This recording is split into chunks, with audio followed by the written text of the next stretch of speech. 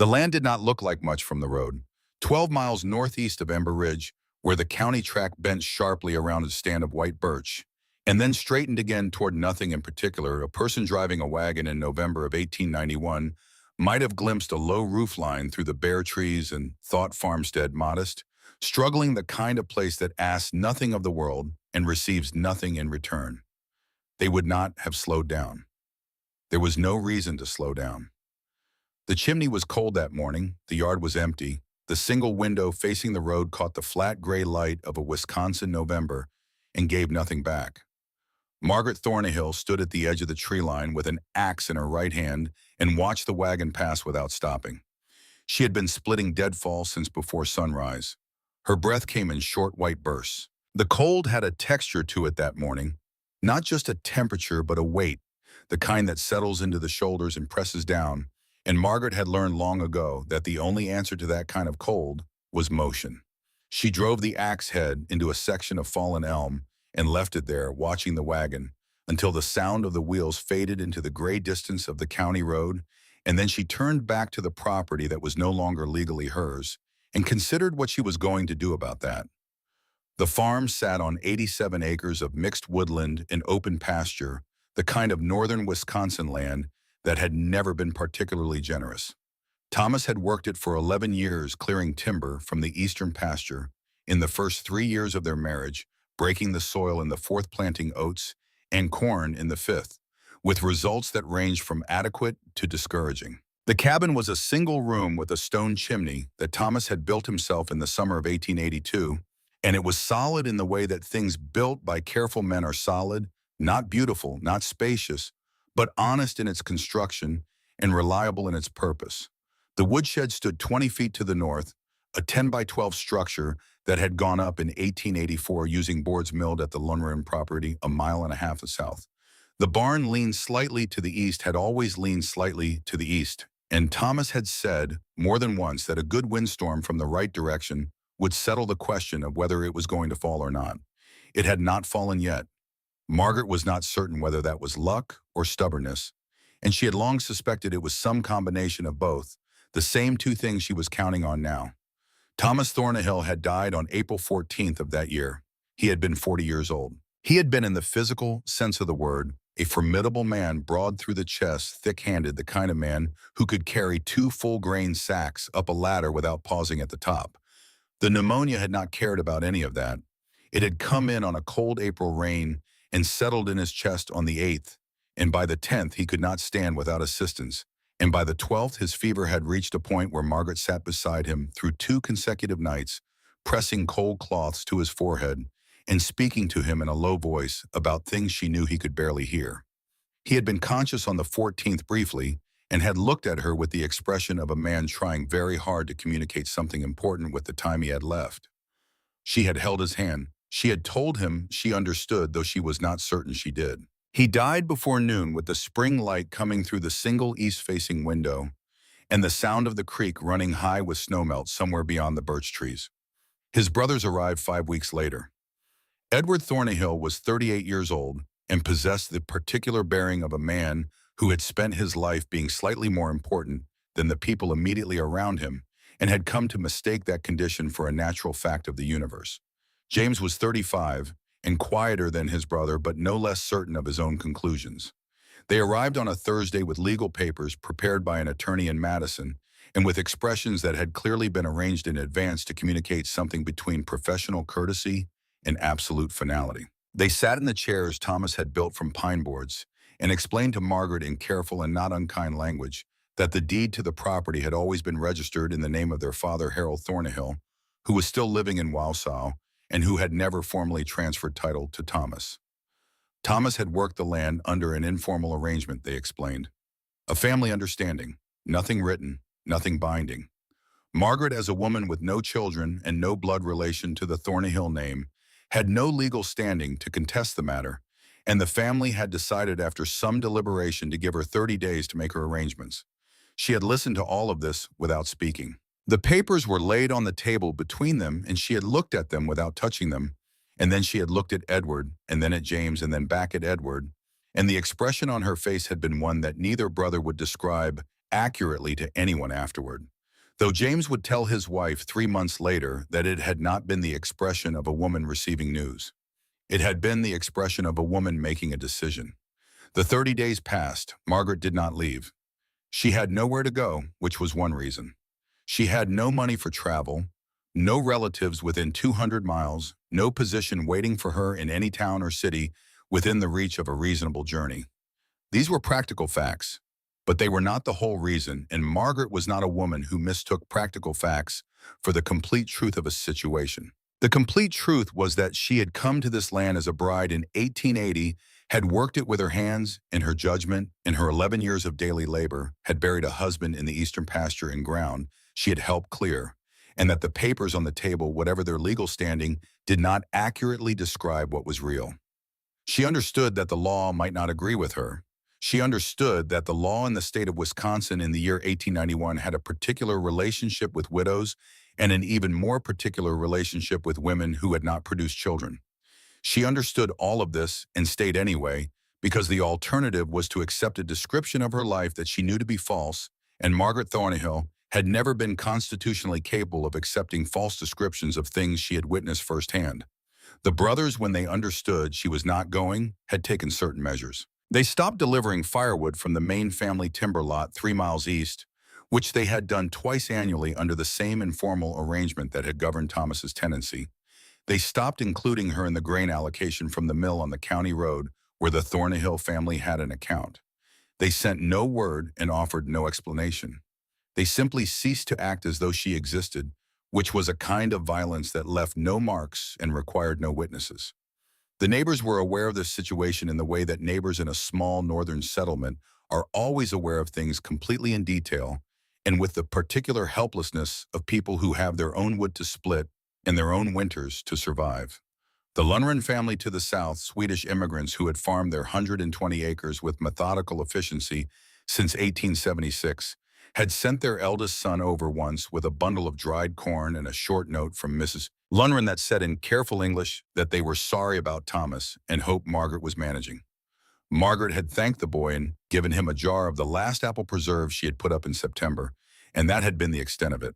There were other farms scattered within 3 or 4 miles, names and faces she knew from the occasional trip into Ember Ridge for supplies or from the Lutheran church where she and Thomas had attended services with some regularity. None of them came. She did not expect them to. Winter was coming, and people preparing for a Wisconsin winter did not have surplus time or surplus sentiment. In the town of Ember Ridge itself, 12 miles down the county road, the general assumption had settled quickly into a consensus that Margaret Thornhill would be gone by the first hard frost. This was not said with cruelty exactly, but with the practical resignation of people who understood the arithmetic of the situation. A woman alone. 87 acres of land she could not legally defend. A single Holstein cow named Bess who had produced milk reliably for 4 years and would continue to do so as long as someone fed and watered her. 14 laying hens in the small coop attached to the south wall of the barn. A woodshed with perhaps a cord and a half of split hardwood remaining from the previous autumn, which would not last through January under normal conditions and would not last through December under conditions that were shaping up to be anything but normal. The almanac that year had been specific and grim. The farmers in the county who still believed in almanacs, which was most of them, had been reading warnings since August about a cold season of unusual severity. The signs that people in northern Wisconsin had learned to read over generations pointed the same direction. The thickness of onion skins, the behavior of woolly bear caterpillars, the date by which the last monarch butterflies had passed south through the county, the particular quality of the October light. By the 1st of November, the consensus among the men who gathered at the feed store in Ember Ridge was that the winter coming was going to be one for the record books and not in a way anyone was looking forward to. Margaret was aware of all of this. She had been aware of it since September, when she had made the first of what would become a series of calculations that most people in her position would not have known how to make. Most people in her position had not grown up with Joseph Weir. Her father had been a coal miner for 18 years before a persistent cough and a doctor's warning and the accumulated weight of 18 years underground had persuaded him to bring his family west in 1868. He had settled in southwestern Pennsylvania to begin with, working a shaft that ran 300 feet below the surface of a hillside that had been stripped of its timber and left looking like the scalped head of a giant. Joseph Weir had descended into that shaft 5 days a week for the better part of 2 decades, and had come back up each day with coal dust in his lungs and a particular and intimate knowledge of the earth that most people never acquired and never needed. The earth underground was not what people above it imagined. It was not cold down there. It was not dark in the way that darkness was dark above ground. It was a different place with different rules, and Joseph Weir had learned those rules the way a person learns the rules of any place they inhabit for long enough, not from books, not from instruction, but from the daily negotiation of survival. He had taught Margaret these things not in any formal sense, not as lessons with a beginning and an end, but as observations offered in passing, the kind of knowledge that moves between people who are paying attention to each other. She had been 15 the winter he had shown her the most important thing, sitting beside the fire in the small house outside Allegheny City that had been the family's last Pennsylvania address, for they loaded everything into a wagon and turned west. He had been describing a cave-in that had trapped 7 men in a lower shaft for 61 hours, and how 3 of those men had survived and 4 had not, and the difference between the survivors and the dead had not been luck or strength or even water. The difference had been knowledge. The men who survived had known to dig laterally rather than upward to create a pocket of air against the Earth's natural temperature, to use the rock face as both insulation and heat source. The men who died had panicked and dug upward toward the surface in the cold. "Cold kills fast above ground, girl," he had said to her that night, watching the fire with the particular attention of a man who has spent many years in places where fire was not available. "Wind strips the heat right out of you before you even know it's gone. But 6 feet down the earth holds between 55 and 70 degrees all winter long. Doesn't matter if it's January or July. The ground remembers warmth. The ground has been remembering warmth since before there were people to need it." She had been 15 years old. She had not known then that she would need this information, had stored it in the way that children store things told to them by people they trust. Not deliberately, not with any sense of future application, but in some deep layer of attention that does not forget. 23 years later, standing in a Wisconsin November, with the temperature dropping and the legal claim to her property dissolving, and no immediate prospect of rescue from any direction, she found that the information was still there, intact and specific and exactly as he had described it. She began making plans on the 1st of November. She did not tell anyone. There was no one to tell, and even if there had been, she was not certain she could have explained in terms that would have made sense to people who had not spent their childhood listening to a coal miner describe the physics of survival. What she was planning was not on its surface the kind of thing that invited confident description. She was planning to live underground through a Wisconsin winter. She was planning to use the earth itself as her shelter, the way the earth had sheltered the miners. Her father had known. The way the earth had been sheltering living things since before human beings had decided that the proper response to cold was to build walls and roofs and pray that the firewood held out. The woodshed presented itself to her as the obvious location almost immediately. She had spent 11 years looking at that structure, walking past it, stacking wood against its interior walls, grinding tools on the small wheel mounted inside its north corner. She knew its dimensions precisely: 10 feet by 12 feet, 6 limestone foundation stones at the corners and midpoints, the floor, a combination of loose boards and bare earth that had been adequate for its purpose without ever being properly finished. The shed sat slightly higher than the surrounding yard, positioned on a natural rise of perhaps 8 inches that Thomas had used deliberately to keep the stored wood dry during spring melt. That rise meant the earth beneath it drained well, which meant the soil would be workable longer into the freeze than the surrounding ground. The soil itself was the critical question, and she spent 2 days examining it before she made her final decision. She dug a test hole behind the shed 3 feet deep, working in the early morning when the light was still gray and the chances of being observed from the road were minimal. The soil was a mixture of sandy loam and clay, dark and rich, not the heavy clay of the creek bottom or the rocky substrate that surfaced in places along the eastern pasture. It was the kind of soil that held its shape when cut, that showed the impression of a spade blade cleanly, that would work with her rather than against her for now. Once the frost line descended, it would become iron. She estimated no more than 10 days before that happened. She began digging on November 3rd, 1891. The method she used was one her father had described without ever intending it as instruction for anything other than understanding what miners did. She worked from the interior of the woodshed, pulling up two of the loose floorboards nearest the back wall and beginning to excavate through the gap. She dug in shifts of approximately 2 hours, stopping when her hands began to shake with exhaustion and the accuracy of her spading became unreliable.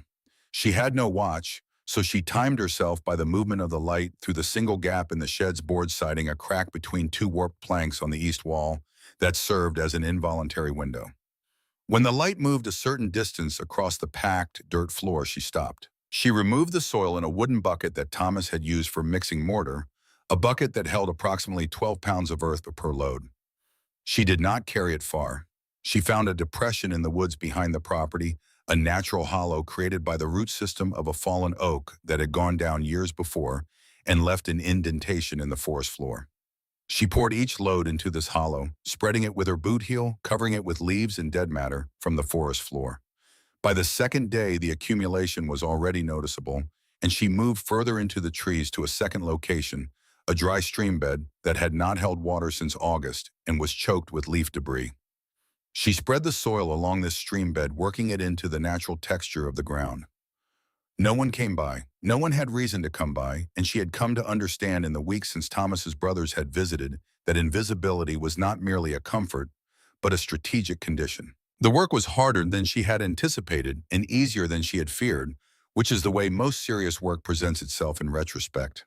Her hands blistered on the second day, and she treated the blisters by puncturing them with a sewing needle and pressing them flat and continuing. Her back ached in a way that was new and specific and different from the general ache of farm labor, a pain located precisely in the muscles that ran along the spine from the shoulder blades to the waist muscles that had apparently not been consulted about this particular application of their services. She worked through it. She had worked through pain before, and she had learned that pain of this variety, the pain of unfamiliar exertion rather than the pain of injury, was a conversation that ended if you simply declined to answer. By the fifth day, the chamber was taking shape. She had excavated to a depth of 3 feet across the full 8-foot length and was beginning to work the walls outward toward their final width of 6 feet. The earth held its shape well. The walls were raw and smooth, pressed tight by the repeated passage of the spade blade, and they had a quality she had not expected, a warmth not dramatic, but definite, a sense of temperature that was different from the air in the shed above. She pressed her palm flat against the east wall and held it there. The earth was cool, but not cold the way a stone in the shade is cool on a summer afternoon, a temperature that existed at a remove from whatever the air above was doing. Her father had told her this. She had believed him. Standing with her palm against the wall of the chamber, she was carving out of the Wisconsin ground, feeling that specific and promised temperature against her skin. She understood that belief and knowledge are not the same thing, and that the difference between them is the distance between a description of warmth and the warmth itself. She reinforced the ceiling as she went, which was the underside of the woodshed floor, supported by the original beams that ran east to west across the shed's width. The beams were solid but old, and the weight of stored firewood above them, plus the additional stress of what she was creating below, made her cautious. She found 2 lengths of oak fence posts near the property line, salvaged from a section of fence that had collapsed years before and been left where it fell because Thomas had intended to deal with it the following spring and then had forgotten and then had intended to deal with it the spring after that, which never came. The posts were weathered but structurally sound, the oak having resisted the rot that would have compromised softer wood in the same conditions. She installed them as crossbars beneath the central beam, cutting shallow notches into the earth walls on either side to receive them, packing clay around the base of each notch to hold them in position. She tested the assembly by pressing upward on the central beam with both hands and then with a piece of lumber used as a lever. It did not move. The ventilation question had occupied her thinking since the beginning. A sealed chamber of the size she was creating, occupied by one adult human, breathing normally, would become uninhabitable within a matter of hours from carbon dioxide accumulation, and separately from the condensation that expelled breath would deposit on the walls. The condensation was the more insidious problem. Damp earth loses its insulating properties. A wet sleeping surface loses them entirely. She had thought about this before she had driven the first spade into the ground. and she had a solution that required one specific piece of material she was not certain she still had.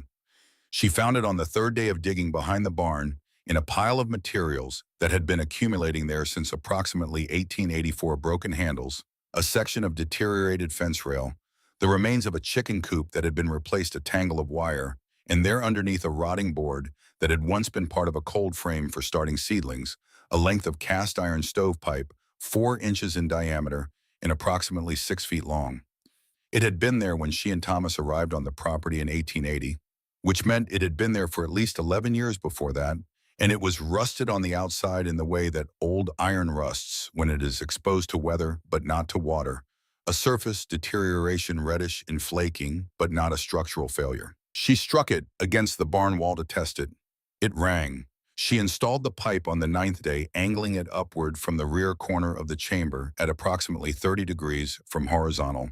Threading it through a gap, she dug at the junction of the back wall and the shed's own back wall, feeding it through until the exterior end emerged near the base of the woodshed's exterior north face. She covered the exterior opening with a loose stack of split firewood, ranging the pieces so that the pipe's mouth opened into the interior of the stack, protected from direct precipitation, invisible from any distance, but open to the flow of air that moved through any stack of imperfectly aligned wood. She tested the ventilation on the 10th day, lighting a small twist of dried grass in the chamber and watching the smoke. It moved. Slowly, but it moved, rising toward the pipe and disappearing.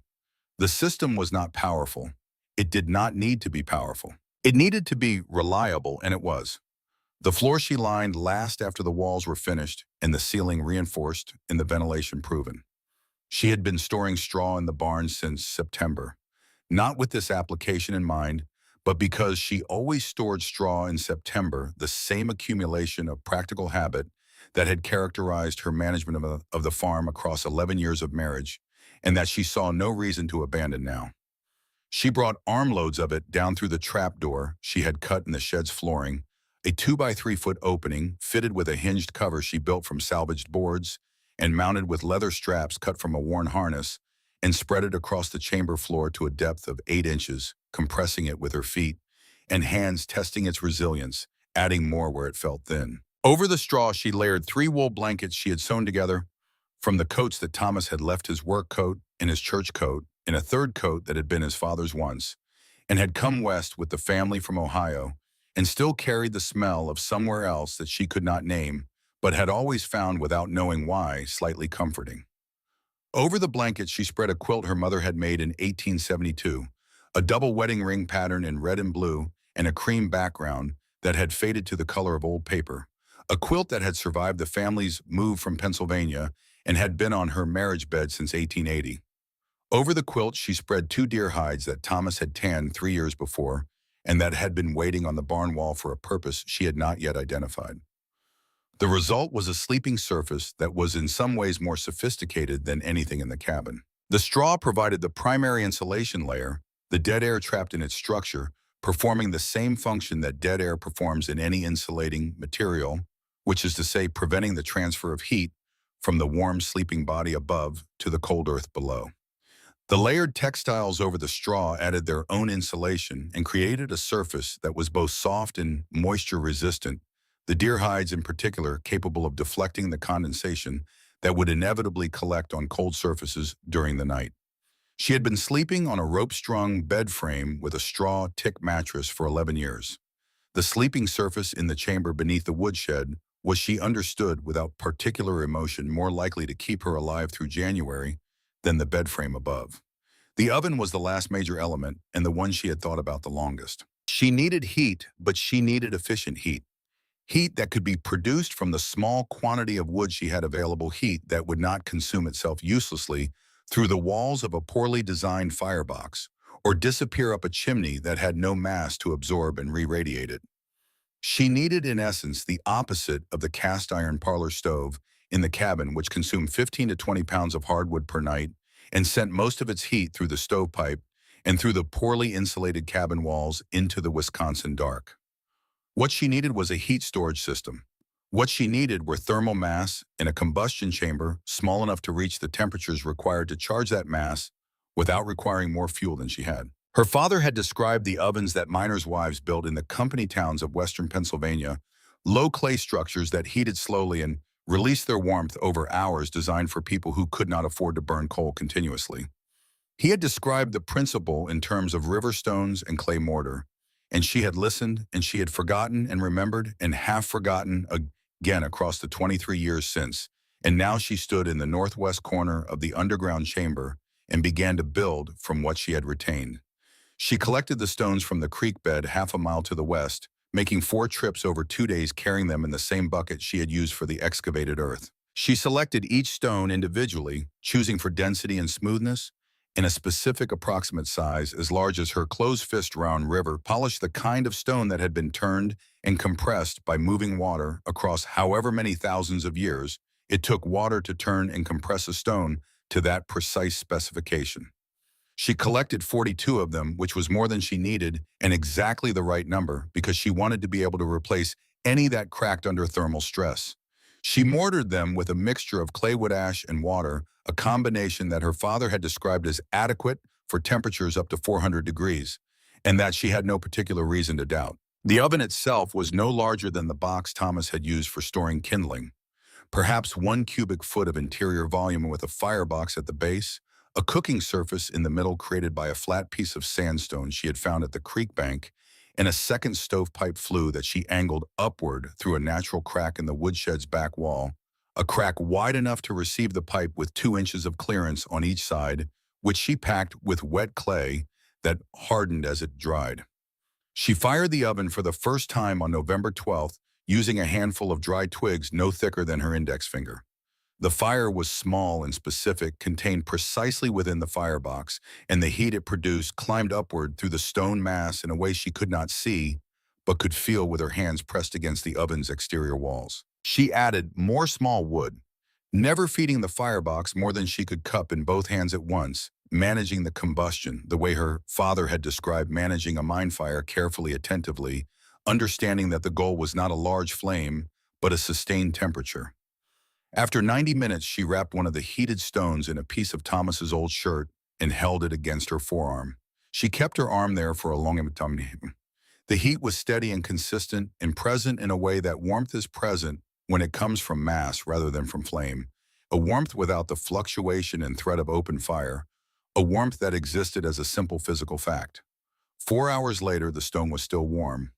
Not hot, not warm enough to be uncomfortable, but warm with the particular persistence of stored energy, finding its way slowly back into the world. She understood sitting in the underground chamber with a warm stone against her forearm, and the temperature outside dropping toward 15 degrees that she was going to be all right. Not comfortable, not safe in any of the ways that safety is usually described, but alive through January and into February and beyond, which was the precise and specific form that all right was going to take this particular winter. She did not allow herself more than a moment with this understanding before she turned her attention to the next problem, which was food. She had inventoried her stores in early October and had been adding to them since trading work for goods where she could.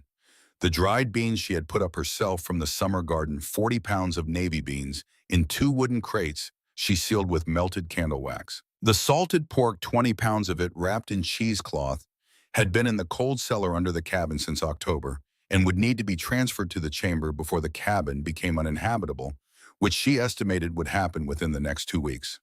The hardtack biscuits she had baked in 3 separate batches over the preceding 2 weeks, 30 pounds of them stored in a 3rd sealed crate, 18 pounds of cornmeal, a small sack of dried apples, perhaps 4 pounds, 2 jars of honey.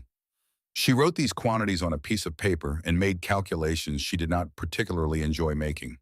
The numbers worked, but barely, and only if she was careful with the beans, which were her primary protein, and if Bess continued to produce milk, which was not guaranteed, but was likely given that Bess had been reliable in this regard for 4 years and showed no current signs of changing her position on the matter. Bess herself required a decision. The cow could not survive the winter in the barn, as it was not with the barn's structural instability and not with the temperature projections she was working from. Margaret had thought about this for days and had arrived at a solution that would have struck most farmers in Ember Ridge as unconventional to the point of absurdity. She was going to move the cow into the woodshed. She was going to build a pen using the loose boards she had accumulated from various disassemblies around the property, packed straw around the pen's exterior walls for insulation, and install Bess in the structure above her underground chamber, where the cow's body heat. She had calculated this from figures her father had mentioned in passing about the heat output of large animals in confined spaces, would warm the air in the shed and radiate down through the floorboards into the chamber below. A 1,200-pound cow produces an enormous amount of heat. The air in the woodshed, small and relatively well sealed, would be substantially warmer with Bess in it than without her, and that warmth would add to the clay oven's contribution and the Earth's own thermal buffer and the total system.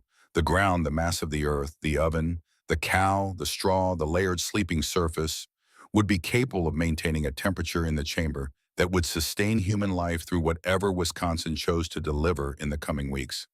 She understood that she was betting her life on a chain of reasoning.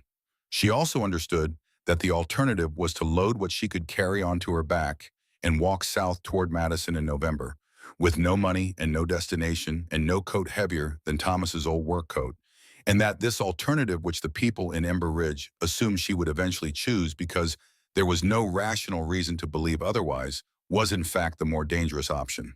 The thing people in comfortable situations did not always understand about desperate ones was that sometimes the desperate option was also the correct one, and that knowing the difference required a kind of knowledge that had nothing to do with social position or legal standing or the opinion of anyone in any town within 12 miles. The temperature outside dropped to 15 degrees on the 14th of November, and Margaret spent that night in the underground chamber for the first time.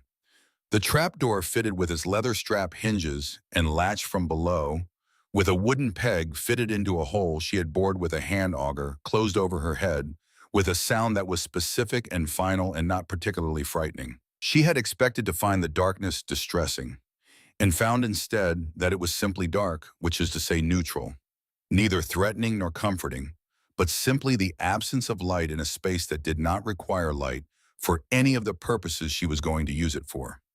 She had a tin lantern with 2 tallow candles which she lit in the chamber, filled with a warm, flickering light that showed her the clay walls and the smooth ceiling and the carefully arranged sleeping surface and the stone oven glowing faintly in the northwest corner with the heat she had built into it over the preceding 2 hours. The temperature in the chamber that night never dropped below 51 degrees. She knew this because she had a small thermometer, a glass and mercury instrument Thomas had kept for monitoring the root cellar, and she checked it twice during the night, once at what she estimated was midnight, and once in the gray pre-dawn hours when she woke briefly from a dream about her father. Both times the thermometer read between 51 and 53 degrees. Outside, the temperature had dropped to 4 degrees by the pre-dawn reading. She lay in the earth and thought about her father, who had gone down into the ground 5 days a week for 18 years and had come back up knowing something true about it that most people never learned. She thought about the way he had described the cave-in survivors, the men who had understood that the earth was not their enemy, that it was simply a physical system with rules, and that those rules would apply equally to anyone who understood them well enough to use them. She thought about the particular quality of his voice when he had said that cold kills fast above ground, the matter-of-fact certainty of a man describing something he had seen with his own eyes. She thought about being 15, sitting beside that fire in the house outside Allegheny City, listening without knowing she was storing something she would not need for 23 years. What she had was not luck. It was not wealth, not legal protection, not social standing, not the sympathy of neighbors, not the charity of a church, not the willingness of any person within 12 miles to take her side against the Thornhill family and the legal instruments their father had signed. What she had was a specific and accurate piece of knowledge about the physical world taught to her by a man who had learned it underground, transmitted in a conversation beside a fire when she was 15 years old, retained intact across 2 decades in a marriage and a death, in a legal dispossession, and now being applied in the specific and demanding circumstances for which it had, without anyone planning it, been exactly suited. The temperature outside dropped further through the night. She could not hear the wind from 6 feet underground, which was, she decided, one of the several unexpected advantages of her situation. She pulled the deer hide over her shoulders and closed her eyes, and the earth held its warmth around her patient and reliable remembering heat, the way her father had said it did, the way it always had, the way it would continue to do long after everyone who had ever known Margaret Thornhill had also gone down into it. In the woodshed above her, Bess shifted her weight from one side to the other and exhaled slowly into the straw-warmed air. The thin smoke from the ventilation pipe rose into the Wisconsin night. The stars were clear and cold, and entirely indifferent, and the cabin stood empty on the small rise of ground that had been Margaret's home for 11 years. Its chimney cold, its window dark, looking exactly the way a property looks when its owner has given up and moved on. She had not moved on. She was directly beneath it, sleeping in the earth warm.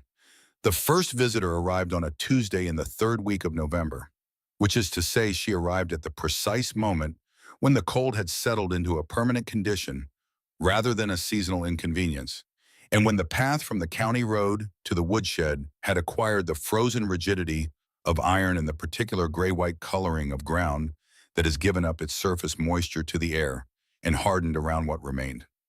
Margaret heard the wagon before she saw it. She was outside at the water trough, breaking the ice that had formed overnight across the surface, using the blunt pole of the axe because the edge was reserved for wood, and she had learned years ago that using a blade on ice dulled it in ways that took longer to correct than the ice breaking itself ever justified. The sound of a horse on the frozen road carried further than it did in warmer months, the hoofbeats ringing against the hard surface with a clarity that had no softness in it. She did not stop what she was doing. She finished clearing the trough, drove the axe into the chopping block beside the shed, and was standing with her hands at her sides when the wagon turned into the property track.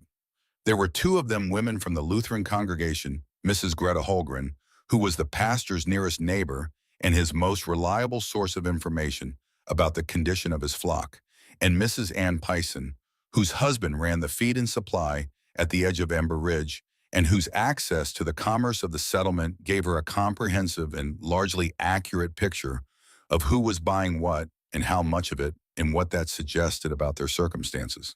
They were both Margaret's age within a few years, both competent and capable women who had navigated their own Wisconsin winters with their own stores of practical intelligence, and they arrived bearing a wicker basket containing half a loaf of rye bread, 4 brown eggs wrapped in cloth, and a small jar of preserved plums, offerings assembled with the particular care of people who are trying to communicate both sympathy and a lack of condescension simultaneously. Margaret thanked them for the basket and accepted it with both hands and stood with it in the cold, while they looked at her with the expressions of people who are trying to assess a situation without appearing to assess it. She was thinner than they had seen her last, which had been at Thomas's burial in April, and her face had taken on the specific quality of a face that is spending the majority of its time outdoors in cold weather, the skin dry and slightly roughened at the cheekbones, the color uneven in a way that was not illness, but was not comfort either. Thomas's old coat hung on her with more room than it should have had. Mrs. Holgren asked how she was managing, which was the only question she could reasonably ask, and also the most inadequate one available, and Margaret said she was managing fine, which was the only answer she was going to give, and also in its own precise and non-standard way, the truth. Mrs. Pison looked at the woodshed, at the thin line of smoke rising from somewhere near its back wall, and looked at the cabin with its cold chimney, and looked back at Margaret with the expression of a woman who has added several facts together and arrived at an answer she is not certain she has interpreted correctly. Margaret did not invite them inside. She answered their questions briefly and without evasion and without volunteering anything that hadn't been asked. She asked after the pastor's health and after Mrs. Pison's youngest, who had been ill with something respiratory in October. She thanked them again for the basket.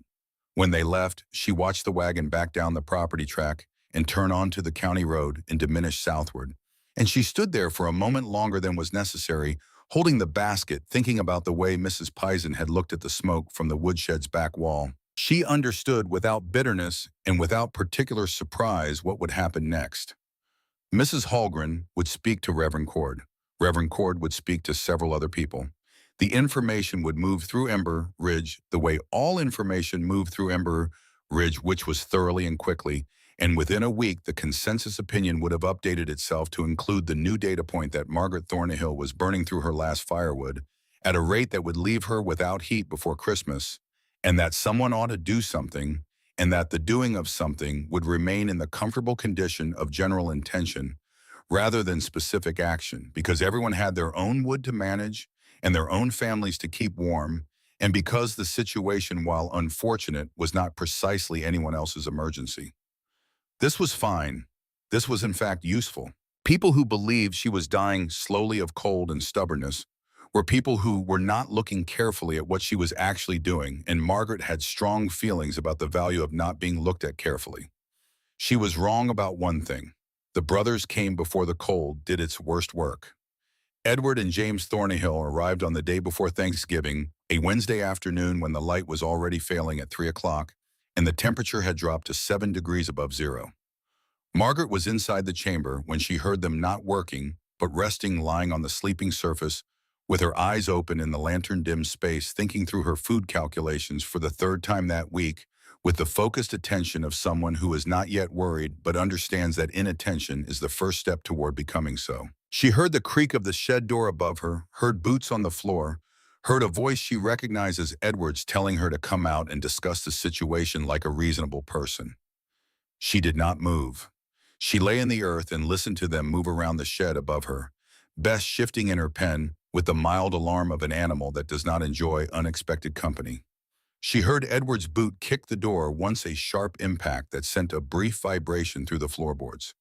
She heard James's low laugh, the laugh of a man who has decided to find something amusing, because the alternative is to acknowledge that it is not. She heard one of them say it in a voice calibrated to carry through walls and boards and whatever distance it needed to cross. "Let the winter have her. Save us the trouble." Then the footsteps retreated and the shed door swung on its hinges, and the sound of their horses moved away down the frozen track and was gone. Margaret lay still for a long time after the sound had faded completely. She was not frightened. She was not in any immediate sense angry. She was conscious of a particular stillness in her chest that was not peace exactly, but was the thing that comes after the moment when a person has understood something they had suspected for a long time, but had kept at a careful distance from full acknowledgement. They were not going to help her. They were not going to stop opposing her. They were going to wait, and they were patient men, and they had the considerable advantage of not being alone. She had always known this. The difference now was that knowing it had moved from the theoretical to the demonstrated, and demonstrated knowledge has a weight that theoretical knowledge does not. She folded her hands on her chest in the near dark and said nothing to the earth around her, and nothing to the cold air above, and nothing to the brothers who were already a mile down the road and moving away from her as fast as their horses could manage the frozen ground. Then she got up because there was work to do. December arrived with the particular efficiency of a season that has decided it is no longer interested in gradual transitions. The first 3 days were clear and viciously cold, the kind of cold that announces itself before dawn as a pressure against every window and door of every structure in its path, probing for weaknesses, with the methodical patience of something that has no schedule and no alternative occupation. By December 5th, the standing water in the low pastures had frozen to a depth that would not thaw again until March. By December 7th, the creek that ran through the woodlot half a mile west had gone silent under ice, its voice replaced by the absolute stillness that moving water leaves behind when it stops moving. The storm came in on the 8th, a low-pressure system that had been building over the Dakotas for 4 days, and that arrived in northern Wisconsin as a solid wall of gray-white sky dropping snow at a rate that reduced visibility to 20 yards within the first hour. 6 inches fell overnight, heavy and wet, and adhering to every surface with an enthusiasm that left the landscape the following morning looking like something that had been constructed rather than natural. Every branch and wire and fence post rounded and weighted with white accumulation. The temperature with the snowfall was relatively moderate, only 12 degrees below freezing, which by northern Wisconsin standards was almost gentle. But the wind arrived with the snow and drove it sideways and found its way through every gap in every structure in the county with a persistence that made the moderate temperature largely irrelevant. Margaret spent the day of the 8th entirely in the chamber, emerging only once in the morning to water Bess and check the chickens, who had retreated to the barn's interior and were generating their own collective warmth in the corner they had claimed since October, and once in the early afternoon to collect snow in the copper pot, packing it tightly and returning below to melt it on the clay oven for drinking water. The oven performed exactly as she had designed it. 3 handfuls of small dry wood, none of it thicker than a man's thumb, brought the firebox to temperature in 20 minutes. The stones absorbed and held. The chamber temperature climbed to 58 degrees by midday and held there through the afternoon. She ate a cup of beans she had cooked the previous evening, softened in water until they were exactly tender enough to be satisfying, seasoned with a pinch of the salt. She was conserving carefully in a piece of hardtack softened in warm water, and drank 2 cups of hot water that was not quite tea but was warm, and that constituted on that particular day a reasonable approximation of comfort. Outside, the county was managing the storm with varying degrees of success. In Ember Ridge proper, the general store had sold its last lamp oil on December 7th, the day before the storm, to a farmer who had arrived at closing time with the look of a man who had done his winter calculations and found them inadequate. The blacksmith's forge, which was the warmest public space in the settlement and which had consequently become a gathering place for men who had legitimate business there, and also for men who had fabricated business for the occasion, cracked on December 9th from the stress of rapid temperature change, a hairline fracture in the cast iron body of the forge itself that rendered it non-functional and sent the blacksmith into a state of controlled fury that he expressed by repairing things in the near zero temperature of his now useless shop using only hand tools and the force of accumulated frustration. 3 miles south of town, the Becker family, Hans and Marta, and their 5 children, ranging from 4 to 14 years old, had been struggling with a roof that Hans had known for 2 years was inadequate, and that he had intended to properly repair every summer since, and had not. The weight of the wet snow on December 8th was not the final cause so much as it was the final argument in a discussion that the roof had been losing for some time. It went at 2 in the morning with a sound that the eldest Becker boy, Friedrich, later described to anyone who would listen as being like a gunshot, and then like a river, a crack, and then a continuous roar of material coming down.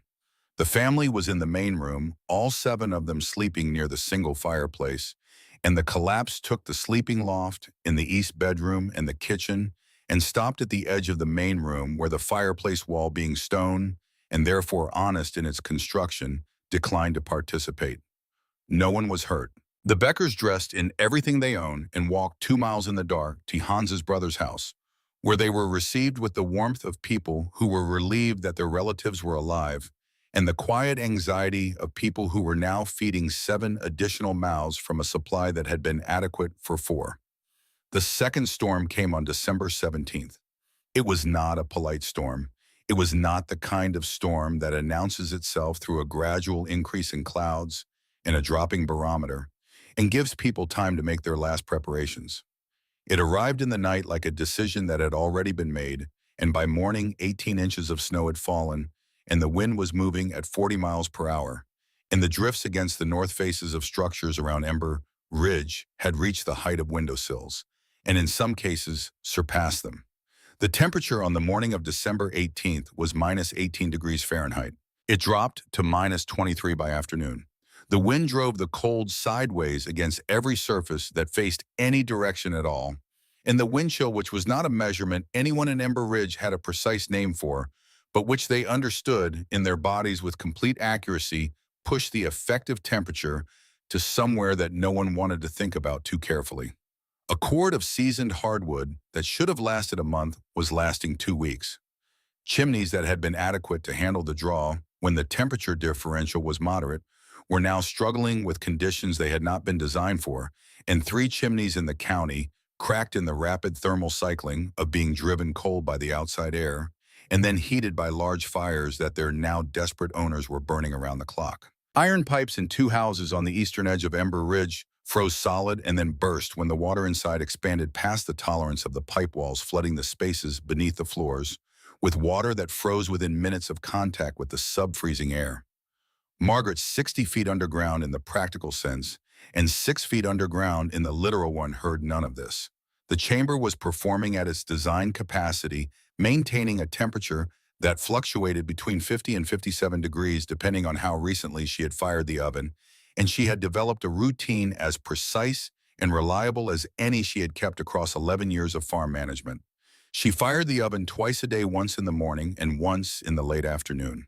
She checked the ventilation pipe each morning to ensure it had not become blocked by snow accumulation, which required a brief excursion to the outside of the shed's north wall that she timed to be as short as possible. She watered and fed Bess on a schedule she had posted to the woodshed wall in her own handwriting, not because she was likely to forget, but because the act of writing a schedule and adhering to it was a way of maintaining the particular quality of mind that survival required, not merely the physical acts of staying warm and fed, but the mental discipline of treating each day as a managed system rather than a sequence of improvisations. She was aware in the carefully managed and deliberately limited way of someone who cannot afford to let awareness become anxiety that the temperature outside had reached levels she had never personally experienced. She knew about -38 degrees Fahrenheit in the way that she knew about many things she had never directly encountered, from description, from record, from the specific, incredible testimony of people who had survived it and reported back. She knew the record had been set in January of 1888, 3 years prior, and she knew 4 people had died in that cold, and she knew the names of 2 of them from conversations in Ember Ridge that she had attended as an observer of the kind of information that settled into the edges of conversations about other things. On the 20th of December, the temperature outside reached -31 degrees Fahrenheit. It was a clear night. The sky had the particular quality of extreme cold clarity, every star present and sharp and broadcasting its light with the efficiency of a source that has nothing between it and the observer, the air too dry and too cold for any moisture to remain suspended in it.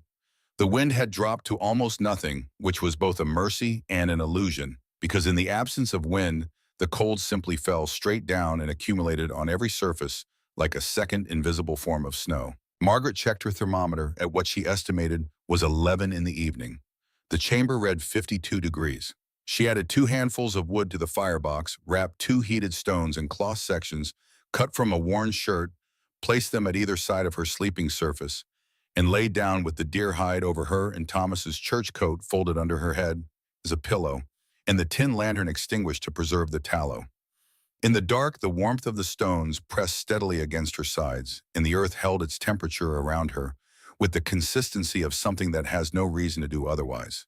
In the town of Ember Ridge, 12 miles south, and also infinitely far away, in every way that mattered, people were burning things they had not planned to burn. Samuel Court was 53 years old and had been farming his 110 acres in the county for 22 years and had across those 22 years developed the considered opinion that he was a man who understood winter and its requirements and who could be relied upon to handle its ordinary demands without assistance. This opinion was not unreasonable given his experience, and it had the particular problem of all opinions formed through long experience of moderate conditions, which is that it had not been updated to account for conditions that fell outside the moderate range. On the morning of December 21st, Samuel Court decided to walk from his house to his barn to check on his horses. The distance was 70 feet. He had walked that distance approximately 15,000 times in 22 years. He did not put on his second coat. He did not tell anyone where he was going. The door of the house closed behind him, and the cold hit him with an immediacy that was qualitatively different from cold, as he had previously understood it. Not a gradual chill, but an immediate extraction, the warmth leaving his exposed face and hands in the first 10 seconds, with a speed that suggested the air itself was consuming him. He was 35 feet from the house, exactly halfway, when his legs lost their reliable quality. They did not fail suddenly. They failed progressively, a dimming of their function that was almost courteous in its warning, like a lamp whose oil is running low, rather than a lamp that simply goes out. He went down face first into the snow. His cheek contacted the surface, and the snow did not feel cold, which was the information that should have frightened him most, but which he was no longer in a condition to properly interpret. His 16-year-old son Daniel found him an hour later, the boy having gone to the window to look for his father's return and found instead the dark shape in the snow between the house and the barn, already half covered by the light drift that the remnant breeze was building against every stationary object in the yard. Daniel Court got his father inside and to the fire and worked at him with blankets and heated water for 3 hours before Samuel Court's eyes fully cleared and he understood where he was. His lips had gone the color of a winter sky.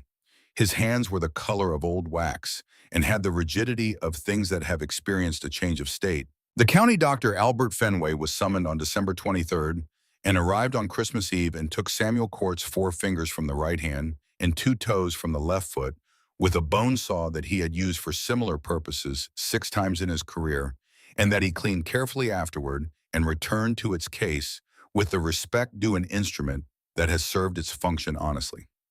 South of town, in a farmhouse that had been the family home of a couple and their 2 children for 7 years, a fireplace went cold.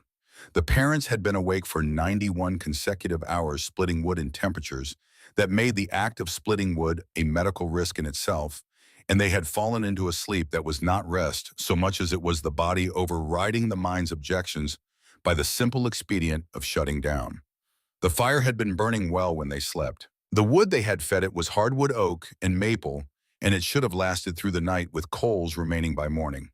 But wood that has been split in extreme cold and stored in a shed that is itself below freezing burns differently than properly seasoned wood at normal storage temperatures, and the fire had burned fast and high and had consumed itself by 2 in the morning and had gone to coals and then to gray ash while the house around it surrendered its temperature degree by degree to the outside dark.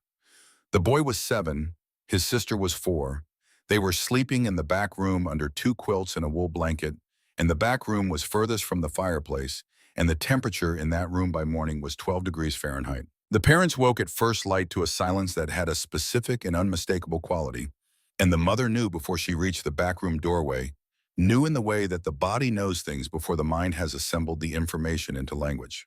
The funeral was held 3 days later on the 27th, and the ground was so deeply frozen that graves could not be dug, and the 2 small coffins were carried to the Lutheran church basement and placed on the stone floor and covered with wool and left there waiting for spring and the softening of the earth. Reverend Cord stood before his congregation on the morning of December 22nd and spoke about what God required of people in times of extremity, and the congregation sat in their coats in the cold church with their breath fogging and their hands folded in their laps and listened with the attentiveness of people who are actively interested in the topic at hand. They did not all go home with additional warmth, but some of them went home with a different relationship to the cold. They were managing a recognition that it was not a personal struggle, but a shared one, which is a reframing that does not directly address the question of firewood, but which addresses other questions that turn out to matter. Otto Reinhardt had been the town's carpenter for 11 years, a quiet man from Ohio who built furniture and structures and occasionally caskets, and who had the particular patience of someone whose work requires the ability to hold a vision of the finished thing in mind through all the intermediate stages when it does not yet resemble what it will become. He was 41 years old. His wife Ingrid was 38. Their daughters were 9 and 11, and they had been sleeping in the bed that Otto had built from pine boards in the first year of their marriage, and that was solid and warm in ordinary conditions and was not warm now, the bedroom temperature having dropped to a point where the girls had taken to sleeping in the same bed, wrapped around each other for shared warmth. Otto had run out of firewood on December 22nd, not approached the end of his supply, but run out completely, and without remaining reserve, the last of the split hardwood from the woodpile outside the kitchen door, consumed by a fireplace that was eating 3 times its normal daily allocation in its failing effort to counteract the cold pressing in from every wall. He had burned 4 chairs. He had burned the kitchen table and replaced it with a plank across 2 sawhorses. He had burned a cabinet that he had built himself in 1885, and that contained a specific and beautiful piece of joinery in the corner joints that he had spent 2 days getting right and had been quietly proud of since. And the loss of that particular piece of work cost him something that was not only wood. He had burned everything burnable in the house that he could identify as not structurally necessary, and on the morning of December 23rd, the inside of the house was cold enough that he could see his own breath from the bed at 6 in the morning, and Ingrid's hands shook so badly that she spilled the last of the cooking water across the floor, and it froze before she could wipe it up. There is a kind of desperation that is also a form of clarity, the moment when the situation has become so definitively itself that the usual protections against clear thinking, pride assumption, the inertia of previous plans are no longer sustainable, and the mind is forced to operate on the actual facts rather than the facts it would prefer. Otto reached this point on the afternoon of December 23rd, sitting on the edge of the bed in Hillyard, in his hat with his daughters pressed against either side of him for warmth, and he thought about Margaret Thornhill. He had passed the Thornhill property 3 days earlier on his way to the mill, which had been closed, and he had seen the thin line of smoke rising from the woodshed's back wall and had registered it and filed it away with the other data points his mind was collecting without yet knowing what to do with. He had seen through the small window of the woodshed as he passed the shape of Bess in her pen, the cow's back broad and dark above the stallboards, alive and calm. He had not stopped because he had not known what he would say, and because stopping to check on a widow on your way to a mill that turns out to be closed is the kind of thing you put off indefinitely when your own problems are large enough. Now his problems had become specific enough to generate an action. His voice was flat and honest when he said it to Ingrid. "She's still alive. I saw the smoke 2 days ago." Ingrid looked at him with the expression of a woman who has been surviving on will for the past week and whose reserve of it is running below the level at which generosity is readily available. "That woman has nothing. She's probably dead." Otto shook his head slowly. He was a man who thought in structures and joints and load-bearing relationships and the logic of assembled parts, and the logic he was working through now was simple and physical, and the same logic that had kept him alive for 41 years. If she's dead, the cow would be dead too. And I saw the cow. Ingrid looked at him for a long time. The house made a sound that houses make in extreme cold, a deep low creak from the structural members contracting, the sound of a building performing the minimum necessary functions under duress. The girls were in the next room. The 11-year-old had stopped asking when the house would be warm again, which was worse than the asking. They made the decision together, which is the only way decisions made under those circumstances carry any weight. They dressed themselves and the girls in every piece of clothing they owned, layered in a configuration that was not elegant, but was comprehensive. And they wrapped the girls in the 2 remaining blankets, and they went out into the December 25th morning with the snow to their knees and the temperature at something they did not have a precise number for, but which their bodies reported as critical. 3 miles through that snow was an hour and a half of work, the kind of work that uses the legs and the lungs and the will simultaneously, and they did it without speaking much because speaking in that cold was its own tax. The woodshed was standing, the smoke was there, thin and specific, rising from somewhere near the back wall. The property had the appearance of a place that is being maintained rather than abandoned. The path to the shed cleared the water trough unfrozen, a deliberateness to the arrangement of the yard that spoke of daily attention. Otto pushed the shed door open. The hinges complained, but the door moved, and the air that came out through the opening was warm. Not dramatically warm, not the wall of heat that comes from a roaring fire, but warm in the way that a living space is warm when it has been properly managed, a temperature that recognized the presence of human beings and had arranged itself accordingly. Bess stood in her pen and regarded them with the mild curiosity of an animal that has seen enough of human behavior to find most of it unremarkable. The space smelled of animal and earth and something mineral underneath the particular dry scent of stone that has been heated so many times it has become a different thing than stone. Ingrid's breath caught when she felt the air. The girls pressed against her, their faces turning upward with the instinctive attention of children whose bodies have been asking for exactly this thing for days. Then Otto saw the trapdoor. It was set into the floor near the back wall, fitted with its leather strap hinges and its wooden latch, and it was the thing that explained the smoke and the warmth and the fact that a woman alone on land she had been told to leave was still here on Christmas morning, alive and present and apparently functional. He stood looking at it for a long moment with the expression of a man who has been a carpenter for 11 years and who can therefore read a constructed object and understand from it something about the mind that made it. The leather hinges cut from harness straps. The latch designed to operate from below. Whoever built this had not built it for show. They had built it for use, which was the highest compliment a carpenter could pay a piece of work. It opened from below. Margaret emerged slowly, climbing the ladder rungs she had cut into the earth of the chamber wall, her tin lantern in her right hand, casting its warm, unreliable light upward before she appeared. She was thinner than she had been in November when Mrs. Holgren had visited and found her already thinner than before. Her hair was tied back. Her face had the quality of something that has been weathered to its essential nature, all the incidental softness gone, what remained being simply what she was. There was a smudge of soot along her left cheekbone. Her eyes, when they came level with the shed floor and then rose above it were completely clear. She took in the four of them in a single assessment. The two adults in their absurd layered clothing, the girls with their blankets and their pale faces, and the specific hollow expression of children who have been cold for too long. She took in Ingrid's hands, which were shaking with the fine tremor of someone who has been cold for so long that the shaking has become constant and involuntary rather than an acute response. She took in Otto's face, on which the combination of relief and exhaustion and something close to shame were working in different directions simultaneously. "You're cold," she said. It was not a question, and it was not a greeting, and it was not a judgment. It was simply an accurate observation delivered without decoration, the way a person describes a physical fact that requires acknowledgement before it can be addressed. Ingrid began crying with the abruptness of someone who has been holding something back for several days and has just encountered the specific trigger that makes holding back no longer possible. Otto tried to speak and found his voice had done the thing voices do when they are required to operate in the presence of both cold and emotions simultaneously. Margaret set the lantern on the woodshed floor.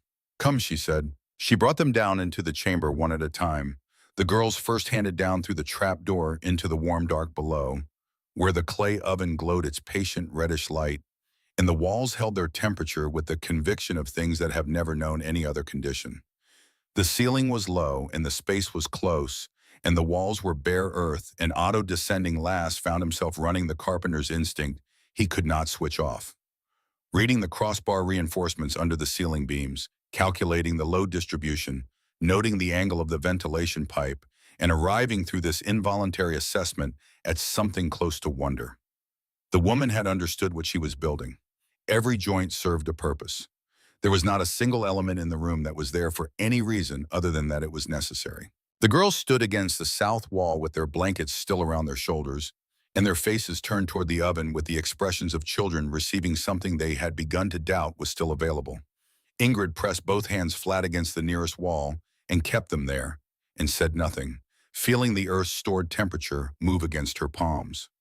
Otto turned in the small space and looked at the construction once more, and this time what he read in it was not only competence but a specific kind of courage. The courage of a person who had committed to a theory of the earth before the earth had confirmed it. Margaret ladled water from the copper pot, which was hot from the morning's fire. She poured it into tin cups without ceremony and handed them around. She gave the girls pieces of hardtack she had softened in warm water earlier that morning, pressing the pieces into their hands directly. She did not ask what had happened to them or how bad it had been or how they had gotten here. The answers to all those questions were evident and did not require elaboration, and asking people to elaborate on their suffering when you can see it plainly is its own form of unkindness. The family stayed for 2 hours. In that time, their bodies reassembled themselves from their cold, contracted states back towards something resembling their normal operating temperatures, the change visible in the gradual easing of the fine muscle tremors and the slow return of normal color to faces and hands.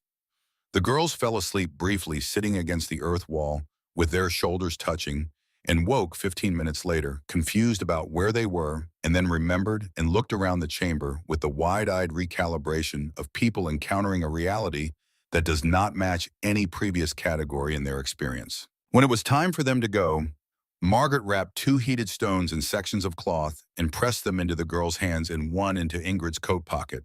She told them to keep them against their bodies until they reached home.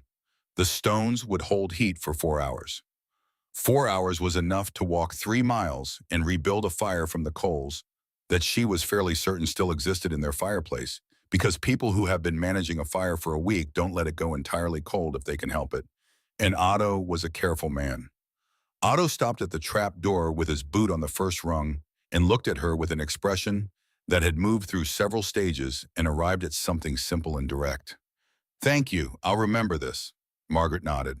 Her expression was unchanged, which was not coldness, but was a quality she had developed across the preceding 7 weeks of solitary management, an economy of expression that came from living in a space where no one was watching. Then she said it quietly, without emphasis, without apparent awareness, that it was the kind of thing a person might carry with them for years, tell no one. Otto looked at her for a moment longer than the social situation required. Then he went up through the trap door, and the cold came down briefly through the opening, and then the door closed and she was alone again in the earth.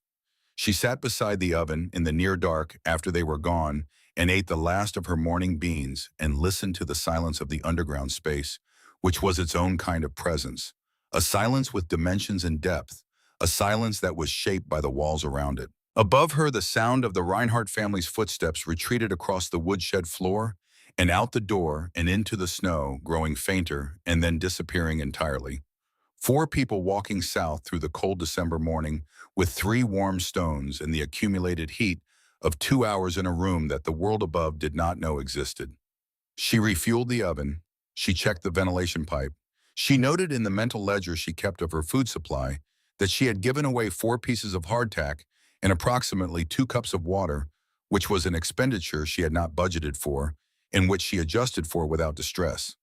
She had known since she built the chamber that she was not the only person in a 12-mile radius who needed what it had to offer. She had built it for herself because she had no other choice. She had not built it only for herself because that had never been in the deepest sense who she was. Otto Reinhardt could not keep the promise she had asked him to keep. She had known that when she asked it.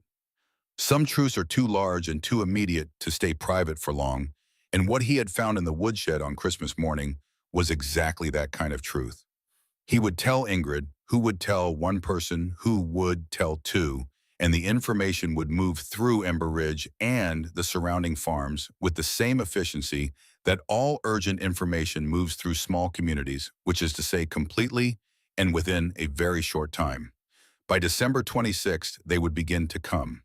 And Margaret sitting in the earth with the oven warm beside her and the temperature outside pushing toward -20 and the Wisconsin winter still not finished, with whatever it had decided to say, would not turn any of them away. She had not survived 7 weeks of cold and isolation and legal dispossession and the deliberate cruelty of men who had every institutional advantage on their side in order to become the kind of person who looked at a cold family standing at her door and pointed them back into the dark.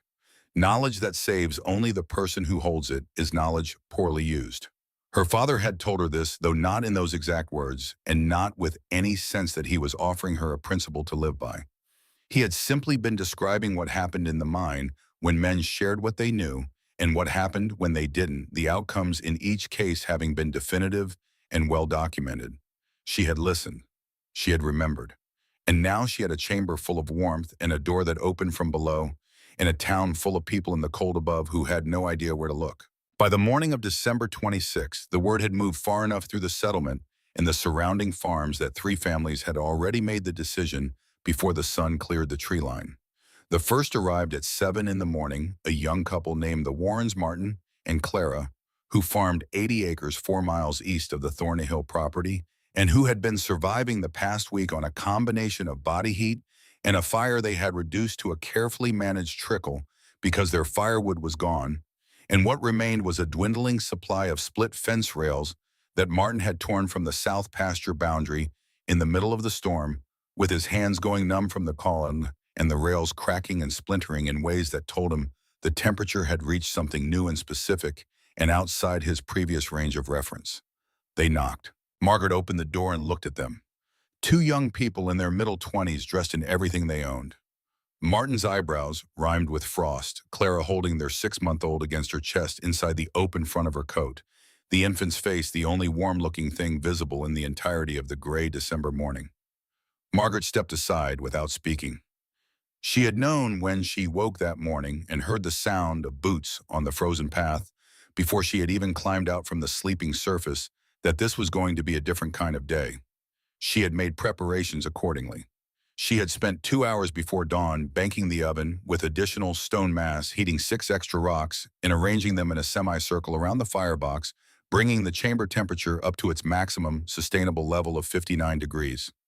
She had portioned out 3 additional cups of beans into the cookpot and had the water hot before the first knock. She had also made a decision lying in the pre-dawn dark with the warm stones beside her and the sound of the Wisconsin cold pressing against the shed's board walls above, about how she was going to handle what was coming. She was not going to be a charity operation. She was not going to be a warming station that people visited and left without understanding what they had visited. She was going to teach them what she knew every person who came through that trapdoor because warmth that lasts only as long as someone else provides it is not warmth but dependency. And dependency in a Wisconsin winter was a condition that could get people killed just as efficiently as the cold itself, only more slowly. Martin Warren, who was 26 and had been farming since he was 14, and who possessed the practical intelligence of someone who has spent 12 years learning things the hard way, descended into the chamber and stood in the earth-warm air and looked at what Margaret had built with an expression that moved rapidly through several distinct stages. The first stage was simple animal relief, the body registering warmth and communicating its response directly through the posture, the shoulders dropping the jaw, unclenching the eyes, losing the particular tightness of someone managing continuous discomfort. The second stage was the beginning of comprehension, the eyes moving from the clay oven to the stone walls, to the layered sleeping surface, to the ventilation pipe, angling upward through the earth, assembling these elements into a picture that his practical mind was already beginning to evaluate on its own terms. The third stage was something closer to wonder, not the passive wonder of someone encountering an unexplained thing, but the active wonder of someone who understands enough about construction and systems to recognize that what they are looking at is an elegant solution to a hard problem. "How did you know to build it this way?" Martin asked, and his voice had the quality of a question that is also already an answer because he was looking at the structure with eyes that could read it, and what he was reading was competence of a very specific and non-accidental kind. Margaret handed him a cup of hot water and told him about the Earth's thermal mass, in the same matter-of-fact language her father had used, not as a lecture, but as a description of a physical system with knowable rules. She told him about the ventilation, about the relationship between surface area and heat retention in the stone mass, about the specific reason she had chosen the oven's dimensions and firing rhythm. She told him about Bess and the 15,000 BTUs per day, and the way the cow's heat rose through the floorboards, adding to the chamber's thermal budget in a way that cost nothing and required only that the animal be fed and watered on schedule. She told him because he was listening the way people listen when they have just experienced the difference between knowledge and the absence of it in immediate and physical terms, which is to say, he was listening completely. Clara sat with the infant against her chest, the baby's eyes moving from face to face with the wide, unfocused attention of very young humans in new environments, and she listened too, and she asked one question that Martin had not asked, which was how long the chamber had taken to build. Margaret told her. Clara looked at her husband and then at the walls around her and said nothing further, but her expression had the quality of a decision being confirmed rather than made. The Warrens stayed for 90 minutes. When they left, they had 2 heated stones wrapped in cloth, a cup of dried beans Margaret pressed on them over Martin's initial refusal, in a description of the construction process detailed enough to work from. Martin had not asked for the description.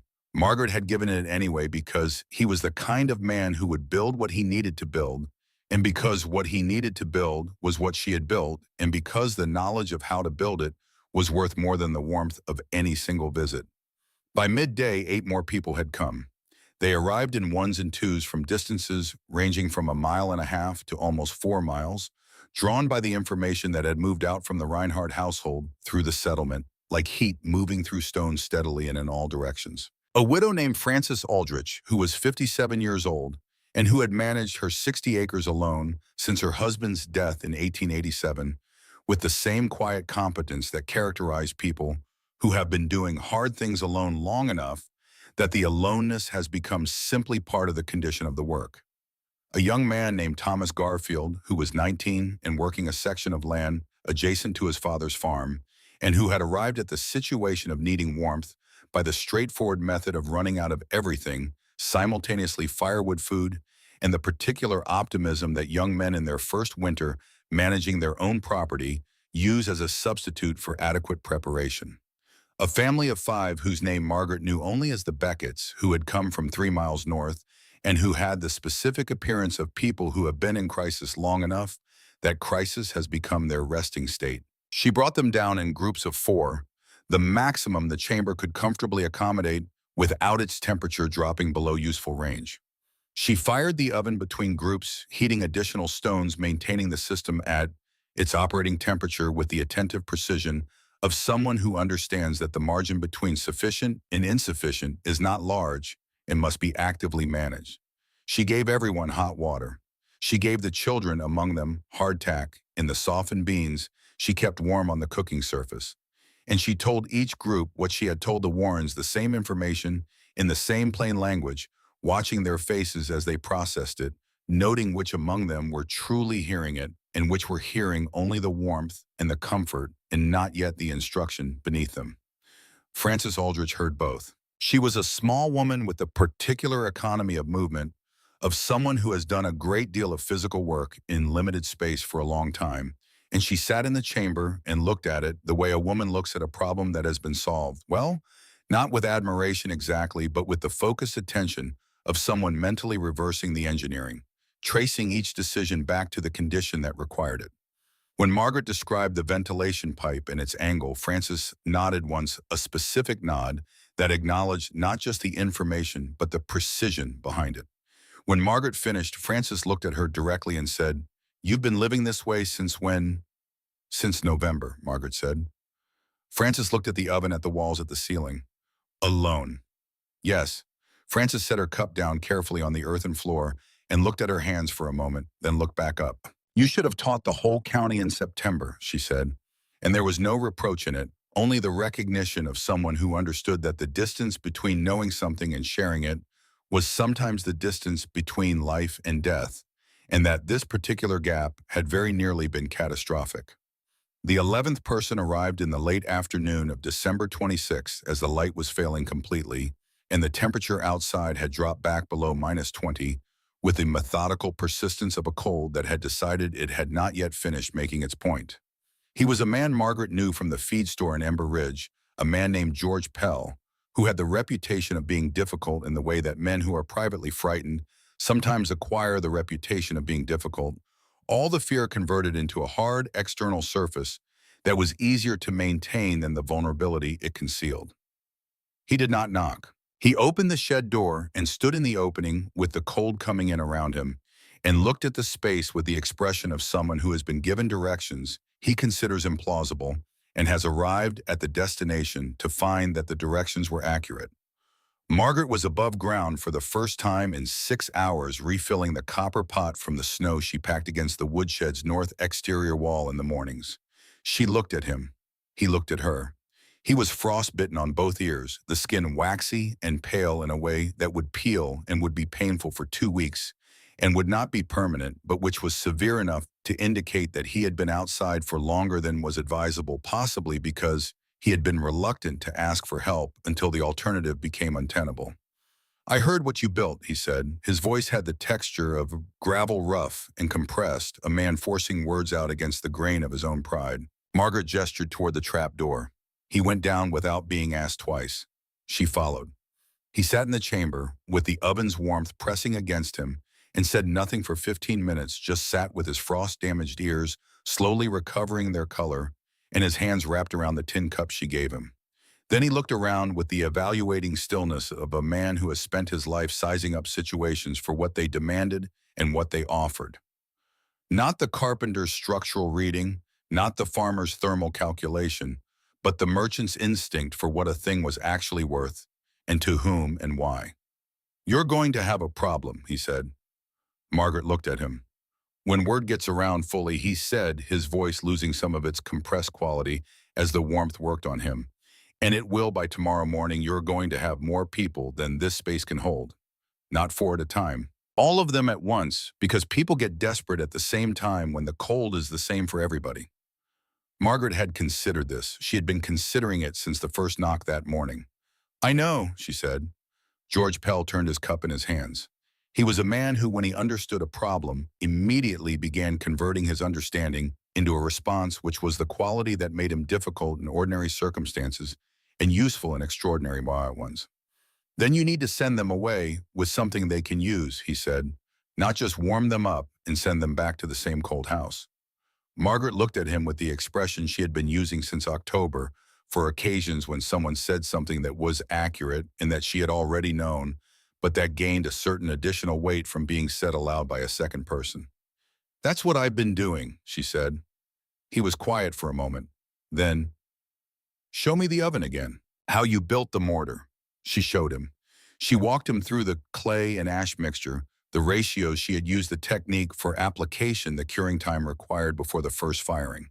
She showed him the specific arrangement of the stones, the reason she had stacked them in that particular configuration, rather than a simpler one, the thermal logic behind the design.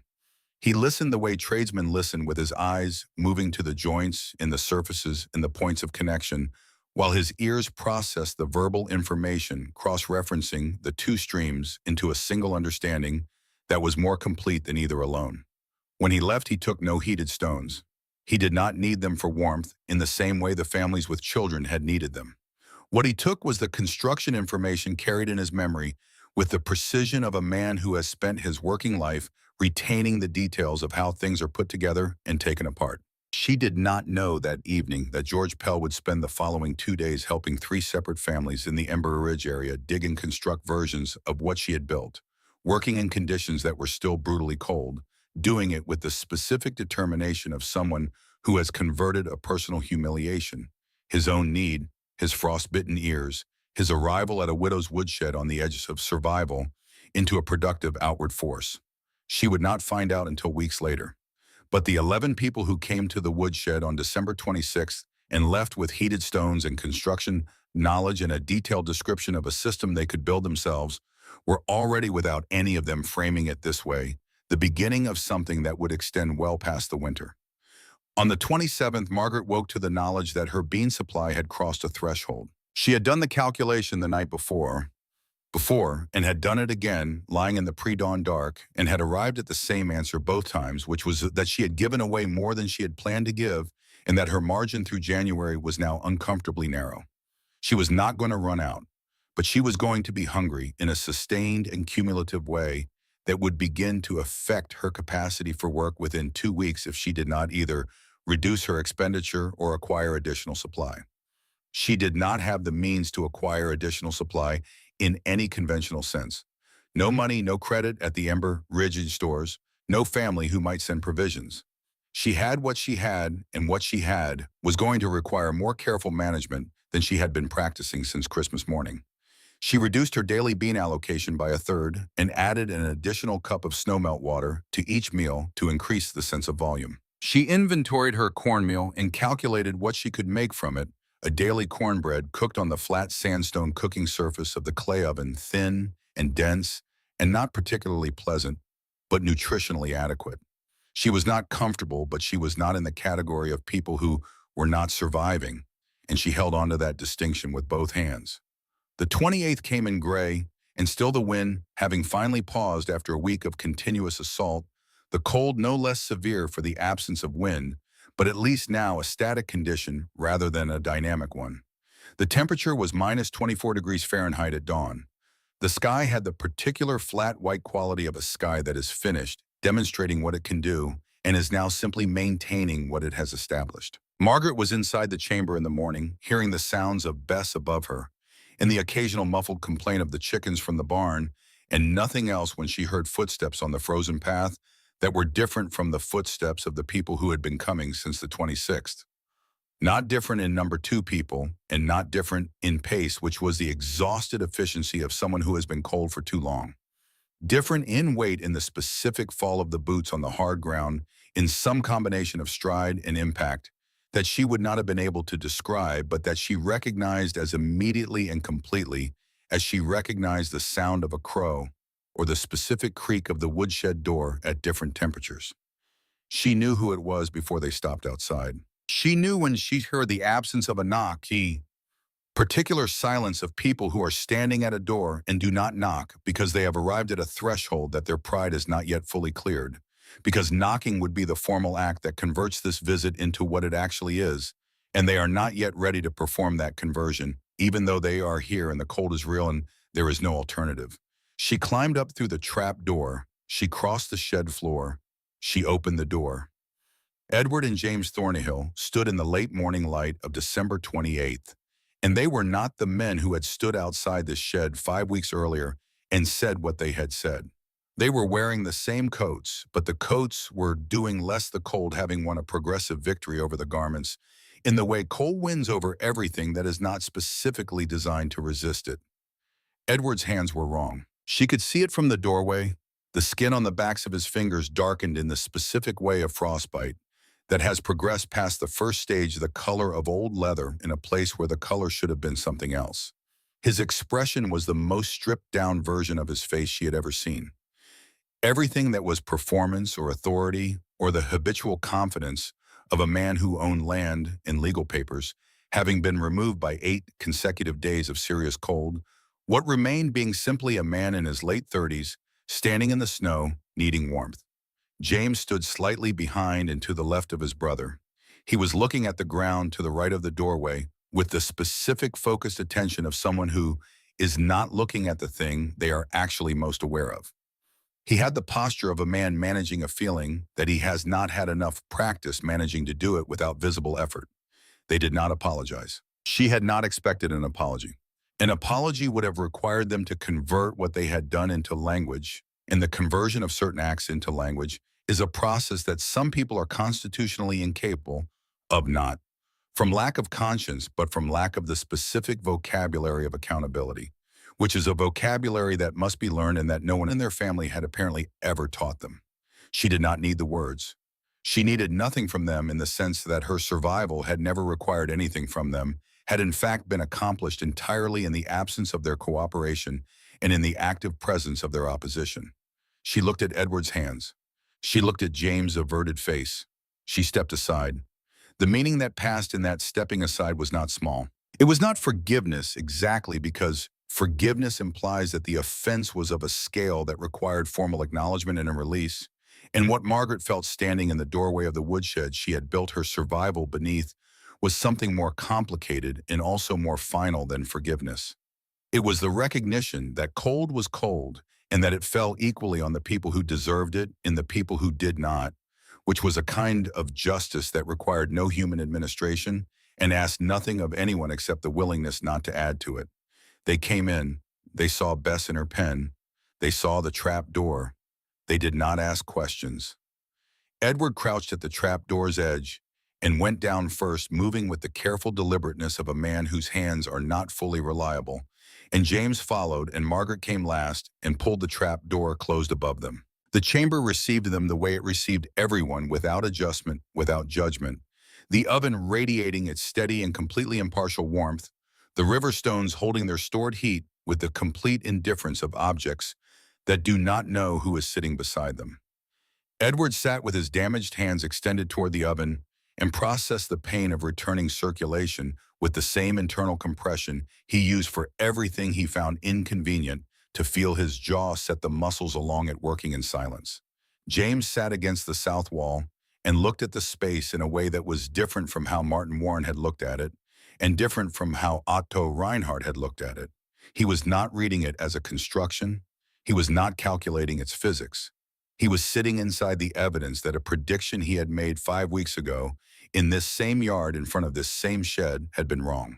He had said, "Let the winter have her," and the winter had not had her, and the space around him was the precise and specific proof of that failure of prediction, built from earth and stone and knowledge and the stubborn refusal of one woman to accept the description of herself that his family had tried to make permanent.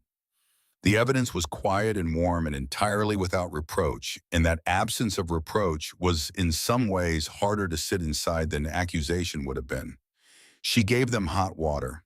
She said nothing about why they were there, or what it had cost them to come, or what the coming of it meant in the context of everything that had preceded it. She treated the visit as what it formerly was, which was 2 cold people in need of warmth, which was the same category as every other person who had come through that trap door since Christmas morning, and she handled it accordingly. The equality of this treatment was the closest thing to a statement she was going to make. 3 hours they stayed. Margaret fired the oven once while they were there, the small, precise feeding of the firebox she had developed to an efficiency over the previous 7 weeks, her movements around the confined space, the movements of someone who knows every inch of it with the intimacy of long habitation. She did not offer them food.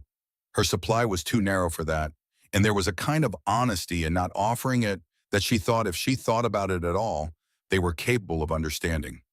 When the 3 hours were done, when the color had returned to Edward's hands and the specific emergency of their hypothermia had resolved into the ordinary condition of a severe winter, They prepared to go.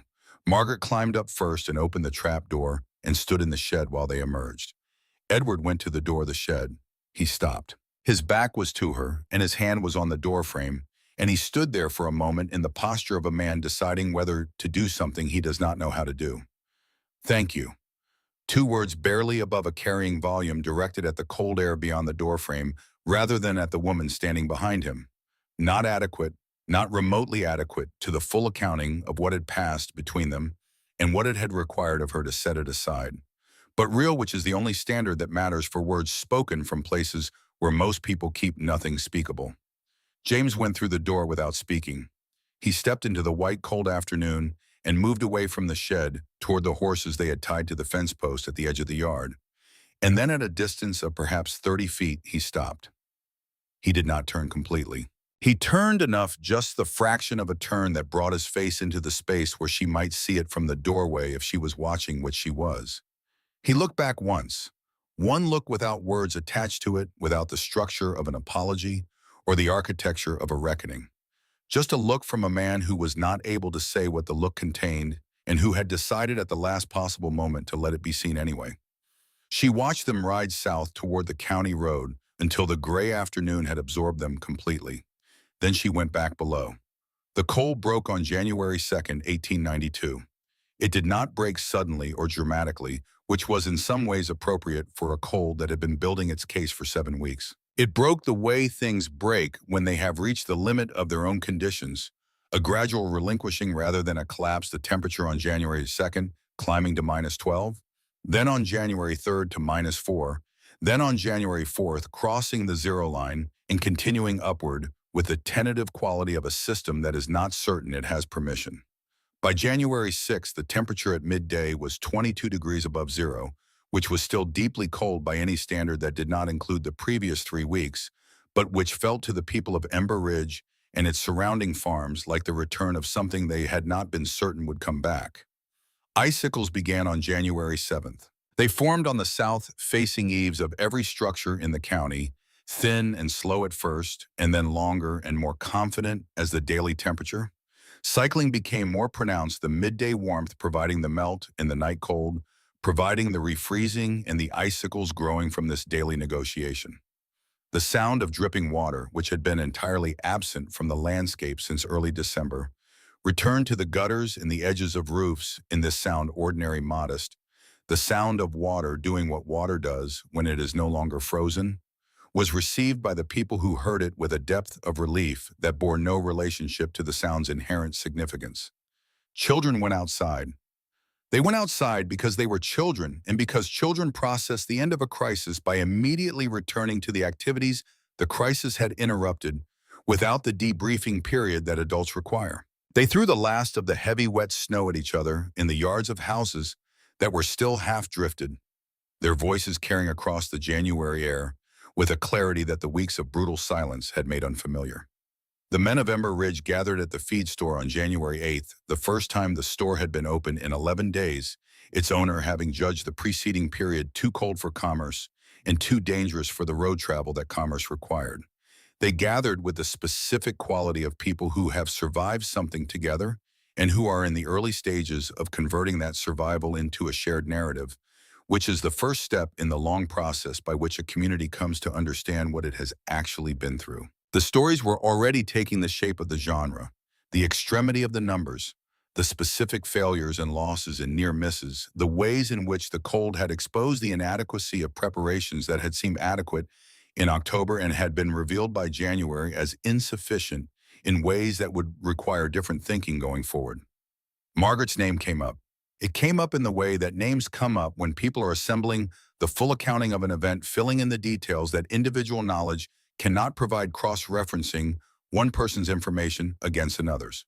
Otto Reinhardt had told his account by this point to several people, and the several people had told others, and the account had the quality of a story that is passed between people who know it to be true and who are trying to find the right form for its truth. A widow alone on a property she had been told to vacate had built a shelter underground and survived the coldest week in 15 years, and had kept 11 people from worse outcomes than they experienced. The bare facts were extraordinary enough. The details, the clay oven, the ventilation pipe, the key, the river stones, the mathematics of 3 pounds of wood where a cast iron stove would have required 20, were the kind of details that stuck in the minds of practical people.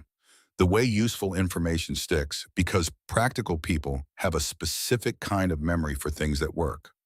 Not everyone received the account with the same response. There were men in Ember Ridge for whom the account's primary content was a widow's competence, and its implication, which was that a woman without legal standing, without social support, without any of the institutional resources that men in their position had used to survive the same winter, had survived it more effectively than most of them. This was not comfortable information, and the discomfort expressed itself in the familiar registers, skepticism about the details, the suggestion that the account had been embellished, the particular form of qualification that begins with the acknowledgement of the basic facts and then proceeds to enumerate the ways in which those facts are less impressive than they appear.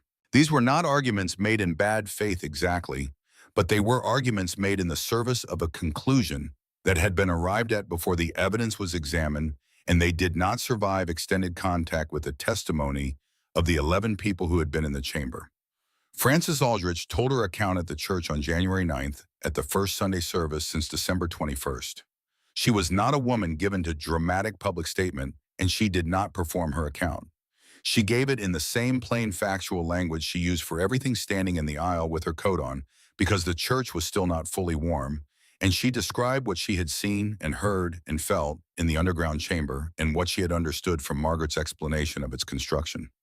She described the temperature differential, the 52 degrees against the -24 outside. She described the clay oven's consumption of 3 pounds of wood per night and what that meant for a person managing a severely limited fuel supply. She described the thermal mass principle as Margaret had explained it to her in the same plain language without embellishment. Reverend Cord listened from the pulpit with the expression of a man who is revising a pastoral assessment he had made in November. He had told his wife after Mrs. Holgren's visit that Margaret Thornyhill was unlikely to survive the winter and that the congregation should be prepared to contribute to the costs of a proper burial in the spring. He had not said this cruelly. He had said it with the genuine pastoral concern of a man trying to prepare his community for a likely loss. He had been wrong in the specific, concrete, unambiguous way that predictions are wrong when the thing being predicted does not happen. And the wrongness was sitting in him now, with the particular weight of a man who takes his assessments seriously and must therefore take his errors seriously as well. He visited the Thornyhill property on January 11th. He came alone on foot, which was unusual for a man who normally rode on his pastoral visits. And he came in the late morning when the light was at its best and the temperature was above zero for the first time in weeks. He walked the county road and turned onto the property track and stood at the edge of the yard looking at the woodshed, at the coal cabin 20 feet to the east, at the bare pasture and the dark tree line beyond it. Margaret was outside when he arrived, clearing the accumulated snow from the woodshed's north wall, where it had drifted to a depth that was beginning to press against the ventilation pipe's exterior outlet. She was working with a wooden shovel, the tool moving steadily, and with the efficiency of someone who has been managing the maintenance of a system for 7 weeks, and who understands that every element of it requires attention. She looked up when she heard his boots on the path.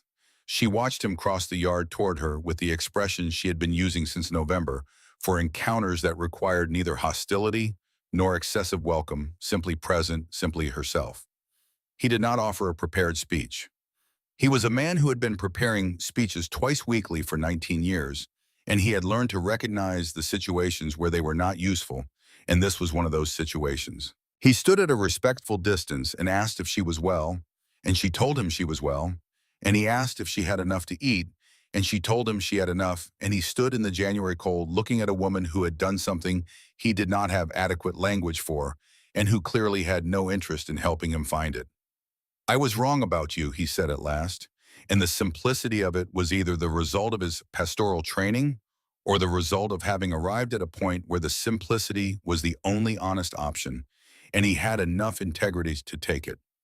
Margaret set the wooden shovel against the shed wall.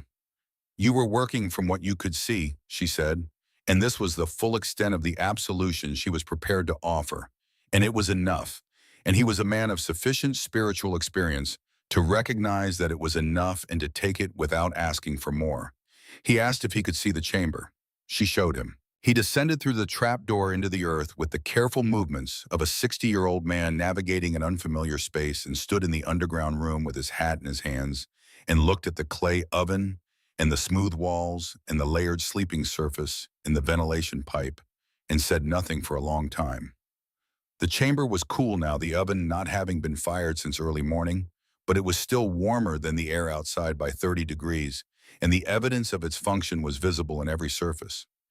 "How long did it take you to build this?" he asked, and the question had in it not the amazement of a man encountering a mystery, but the genuine curiosity of a man trying to understand a sequence of decisions. 9 days, Margaret said, before the frost line set. He looked at the crossbar reinforcements she had installed under the ceiling beams. He looked at the ventilation pipe where it angled through the earth wall. He looked at the clay oven with its layer of ash from the previous night's firing. 9 days, he repeated not as an echo, but as a man fixing a specific fact in his memory.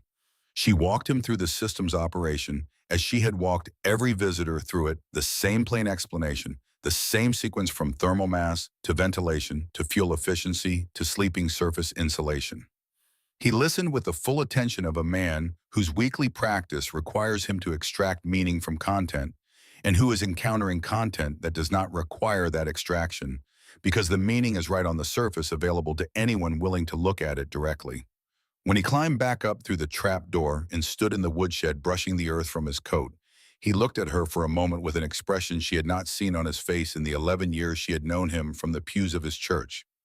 Then he put his hat back on and said, "The county will hear about this, not from gossip, properly." She told him she would prefer her situation to remain private. He looked at her the way people look at someone who has made a preference, known that is almost certainly going to be overridden by events, with the gentle regret of a man who respects the preference and cannot honor it. "Margaret," he said with the particular quality of a clergyman's first name address, which carries in it a specific combination of warmth and honesty. 11 people in this county survived this winter better than they otherwise would have because of what you built and what you taught. That is not a private matter. That belongs to the people it happened to." She said nothing. She looked at him with the expression she had been wearing since November, the one that had stopped being a mask somewhere around December 1st and had become simply her face, the face of a woman who had been stripped of everything that was not essential and who had found in the stripping that what remained was more than sufficient. He left the way he had come on foot down the county road, his figure diminishing in the winter light until the birch trees took him. Margaret stood at the edge of the yard and watched until he was gone, and then she picked up the wooden shovel and finished clearing the snow from the ventilation pipe because the system required maintenance, and the maintenance was her responsibility, and the conversation, whatever it set in motion, had not changed that. She understood that things were shifting. Not the cold, which was still cold, not the legal situation, which was still unresolved, not the basic condition of her life, which was still a single woman on 87 acres with a cow and 14 chickens and a food supply that had narrowed considerably over the past 2 weeks. These things had not changed. What had changed was the quality of the space around her, the way the settlement was repositioning itself relative to what she had done and who she had proved herself to be in the doing of it. This repositioning was not going to be simple or clean or without its own complications. Communities are not quick to revise the categories they have assigned to people, and the category they had assigned to Margaret in the spring when Thomas's brothers had arrived with their legal papers was a particular and not easily revised one. But 11 people had been in the chamber. Francis Aldrich had spoken at the church. Reverend Cord had visited on foot and gone home with a revised assessment and the stated intention to do something with it. George Pelly had spent 2 days in the cold helping other families build versions of what she had built.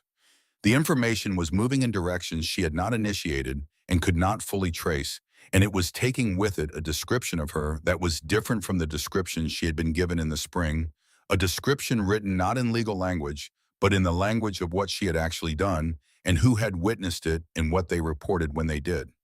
She did not know yet about the letter that Reverend Cord would write to the Wisconsin State Journal in Madison within the week. She did not know about the reporter named Theodore Hillyard, who would read that letter and make inquiries and eventually make the trip to Ember Ridge in late January with a notebook and the patient precision of a man who had been told an extraordinary story and who intended to verify it before he printed a word of it. She did not know about the article that would run on February 9th under a headline that would follow her in the form of other people's summaries and retellings for the rest of her life. What she knew on the afternoon of January 11th, 1892, standing in the January sun with a wooden shovel in her hand, and the thin smoke of the clay oven rising from the back wall of the woodshed behind her, was that she had done what she had set out to do. She had stayed on the land that was hers in every sense that she considered meaningful.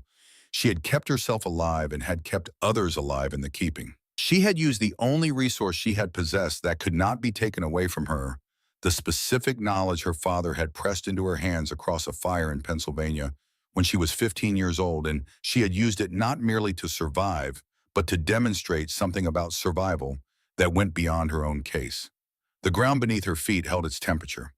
It always had, it always would. She had simply been the person who remembered. Theodore Hillyard arrived in Ember Ridge on January 23, 1892, on the afternoon stage from Madison, carrying a leather satchel, a notebook with a brown cover that had been through enough winters to show it, and the particular skepticism of a man who had been reporting on Wisconsin for 11 years and who had learned that extraordinary stories, when they arrived via letter from a country clergyman, required extraordinary verification before they warranted the train fare to investigate them. He was 44 years old, compact and deliberate in his movements, with the kind of face that had settled into a permanent expression of attentive neutrality that served him well in situations where people were deciding whether to trust him with things that mattered. He checked into the only boarding house in Ember Ridge, a 2-story frame building on the main street run by a widow named Mrs. Paulson, who had been operating it since 1883 and who served a supper that evening of salt pork and turnip and a cornbread of such density that it seemed to have been designed for ballast rather than consumption. Hillyard ate it without complaint and asked her over the remnants of the meal what she knew about the Thornhill widow and the woodshed shelter. Mrs. Paulson set down her coffee cup and looked at him with the expression of a woman who has been waiting for someone from outside to ask the right question and is not entirely certain that this particular someone is the right someone.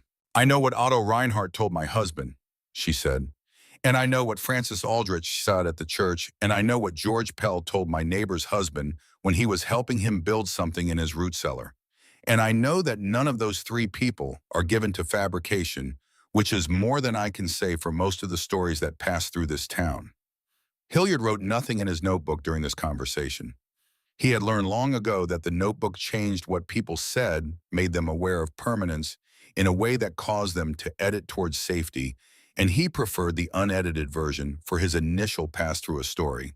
He wrote after in his room from memory, which was the most reliable recording instrument he had developed in his career, because it retained what was important and released what was peripheral, which was often exactly the right selection. He began his interviews the following morning working outward from the settlement in the pattern he had developed for rural stories, starting with the people closest to the institutional record, the pastor, the county clerk's office, the doctor, and moving progressively toward the primary source.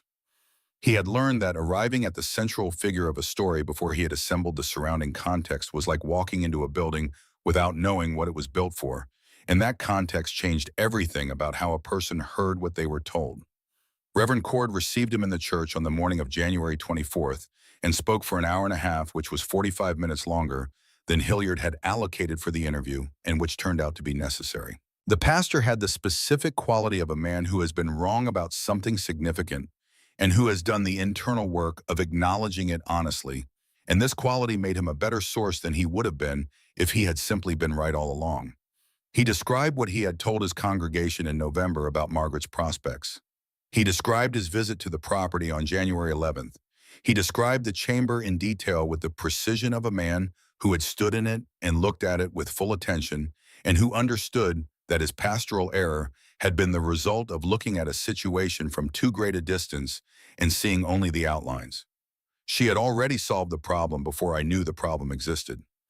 He told Hillyard, and his voice had in it neither self-congratulation at the honesty of this admission nor the performance of humility that men sometimes adopt when making such statements. It was simply accurate, and he said it simply, and Hillyard wrote it down word for word in his notebook that evening because some statements arrive already in their final form. Dr. Fenway was a different kind of source.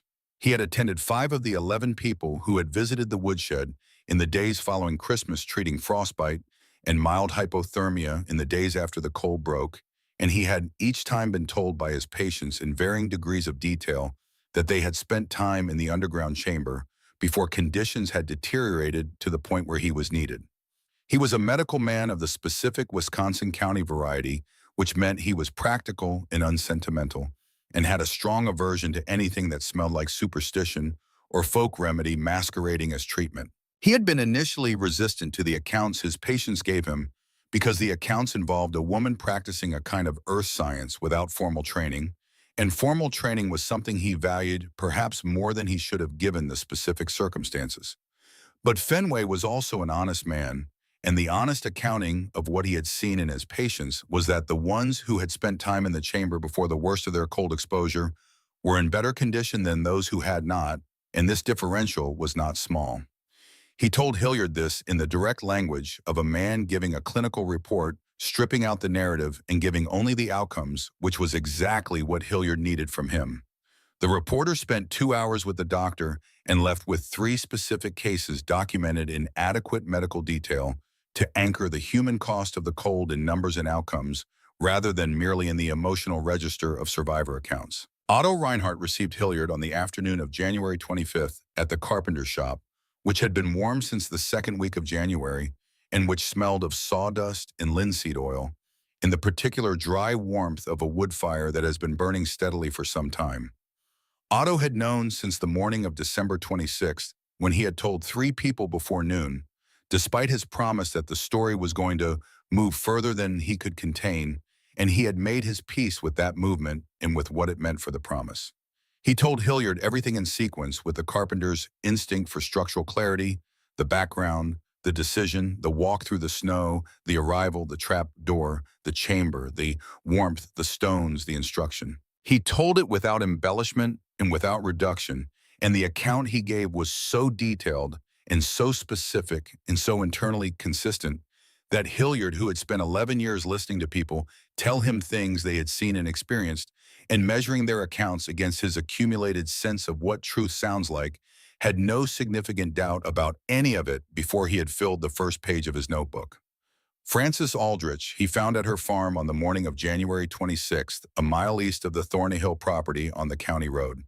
She was outside when he arrived, working on a section of fence that had sustained storm damage, and she did not stop working when he introduced herself and explained his purpose. She continued to work while she talked the 2 activities apparently not competing for any of the same resources in her, and she gave him an account that was the most technically precise of any he had yet collected. She had been listening to Margaret's explanation of the thermal mass system and the ventilation and the oven design with the focused attention of someone who intended to use what she was hearing, and she had used it. She told him this without particular pride, simply as a fact to modify the root cellar under her own barn during the first week of January, adding a clay oven based on what she had learned and firing it for the first time on January 8th. "It works," she said, continuing to work the damaged fence section with a methodical efficiency. "Not the same as what she built because I didn't have the same materials or the same amount of time, but it works on the same principle, and if the cold comes back the way it came in December, I know what to do about it now." Hillyard looked at her for a moment and then wrote something in his notebook. Then he asked her what she thought distinguished Margaret Thornhill from the other people in the county who had faced the same winter. Frances stopped working. She set the fence tool down on the rail and looked at the middle distance, with the expression of someone formulating a response that has been available to them for some time in approximate form and is now being requested in a precise one. "Most people," she said, "spend their whole lives knowing things they never use because the situation that calls for the knowledge never quite arrives." She had the situation and she had the knowledge, and she understood they were the same situation and the same knowledge. That's rarer than people think. Hillyard wrote this down too and then circled it, and it was the line he returned to that evening in his room at Mrs. Paulson's boarding house, turning it over in the way he turned over material that was working toward the center of a piece rather than toward its edges. He visited the Thornhill property on January 27th, arriving in the late morning on foot, having borrowed a pair of boots from Mrs. Paulson's husband that were adequate to the road and inadequate to any claim of comfort. The cold had continued its retreat, the temperature that morning at a relatively mild 8 degrees above zero, and the landscape had the post-crisis quality of a place that has been through something and is in the early stages of returning to its ordinary self. The drifts that had risen to windowsill height 3 weeks earlier were still present, but had subsided and settled and developed the gray crust of snow that has passed through multiple freeze-thaw cycles and has lost its original character. Margaret was inside the chamber when he knocked, which he knew because she did not appear at the shed door immediately, and because he could hear through the board walls of the woodshed the sound of someone climbing a ladder. She opened the door with the directness of someone who is not accustomed to unexpected company and has therefore developed a clean and non-performative way of receiving it, and she looked at him with the same assessment she had apparently given everyone who had arrived at that door over the preceding months, specific, unhurried, neither welcoming nor unwelcoming, but simply present. He told her who he was and where he worked and why he had come. He told her that Reverend Cord had written to the paper and that he had been sent to investigate, and that he intended to write an account of what she had built and what she had done if she was willing to speak with him, and that if she was not willing, he would write the account from the testimony of the 11 other people who had already spoken to him, and that the account would be less accurate for the absence of her version of it. She looked at him for a moment with the expression of a woman running a quick inventory of available options. Then she stepped aside and said, "Come." He spent 4 hours with her that day and returned the following morning for 3 more. She showed him the chamber, walking him through it with the same explanatory precision she had used for every visitor, but with an additional layer of detail that she offered only because he asked for it and because his questions were specific enough to indicate that he had already developed a substantial technical understanding from his other interviews. She described the construction sequence, the soil assessment, the ventilation calculations, the stone selection, the oven design, the food rationing. She described the temperature differentials she had recorded the thermometer readings at the critical moments the fuel consumption figures. She spoke in the language of a person who has been operating a precise system for 3 months and who knows its parameters with the intimacy of someone who has trusted her life to them. He asked about her father. She spoke about Joseph Weir with a care and a precision that told him this was the part of the story she felt most responsibility toward getting right, not her own survival, which was already accomplished and which spoke for itself, but the source of the knowledge that had made the survival possible, the attribution of the thing to the person who deserved the attribution. She described her father's 18 years underground, his understanding of the Earth's thermal properties, the specific conversation at the fire in Pennsylvania when she had been 15. She described it in a way that was neither sentimental nor clinical, but was something between the two, the way people describe things that are both personally important and practically significant simultaneously. Hillyard asked her what she wanted people to understand from her story. She was quiet for a long time. She was sitting on the edge of the sleeping surface in the chamber, the lantern burning between them, and the light made her face an arrangement of warm shadow and specific illumination, the features clear in the places the light reached and receding in the places it didn't.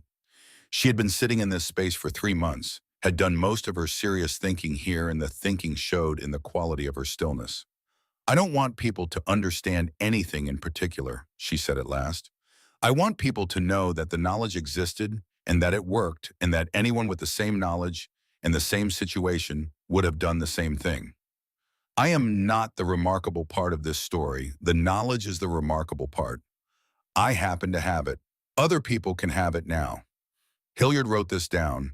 He wrote it carefully because it was the kind of statement that collapsed easily under the pressure of paraphrase, and he intended to keep it intact. He returned to Madison on January 29th and wrote the article over 3 days, working with the sustained focus of a man who understands that he has a good story and that the work of a good story is to be accurate and clear and to trust the material without dressing it up. He filed it on February 5th. It ran on February 9th under the headline his editor chose, which was not the headline Hillyard would have chosen, but which his editor had a gift for, and which accurately described what the piece contained: the woman who taught a town to survive. The article ran to 4 columns on the front page of the Wisconsin State Journal's weekly edition, and was picked up by the Minneapolis Tribune within the week and by the Detroit Free Press the week after that, and by papers in Ohio, in Indiana, and Illinois through the remainder of February. Each reprinting carried the original text with minor adjustments for the sensibilities of the respective readerships. But the core of it, the technical details, the survival timeline, the accounts of the 11 people, the description of the chamber and the oven and the system remained intact across every version. The letters began arriving at the Ember Ridge post office in the second week of February, addressed variously to Margaret Thornhill, to the widow Thornhill, to the woman in the woodshed, and to several other formulations that indicated the writers had read the article with varying degrees of attention to specific names. Mrs. Paulson, whose husband operated the post office from the front room of the boarding house, set them aside in a bundle and sent word to Margaret through Reverend Cord, who made the trip in his buggy on February 14th and arrived at the property with 23 letters in a cloth bag and the expression of a man bearing cargo of uncertain nature. Margaret read them over 2 days sitting in the chamber in the mornings, when the light through the trap door was sufficient and the lantern was not yet needed. The letters divided themselves in her informal taxonomy into 3 categories. The first and largest category was letters from people who had read the article and wanted to describe their own experiences with cold and survival and the specific winters they had managed through specific knowledge. Letters that were essentially testimonials to the article's central argument, offered by people who had encountered the same argument from the other direction, from experience outward toward principle, rather than principle outward toward experience. These she found genuinely interesting. The second category was offers of money ranging from $1 enclosed in an envelope from a school teacher in Milwaukee to a formal letter from a businessman in Chicago proposing to compensate her for the rights to publish her construction methods as a pamphlet for distribution to settlers in the northern states and territories.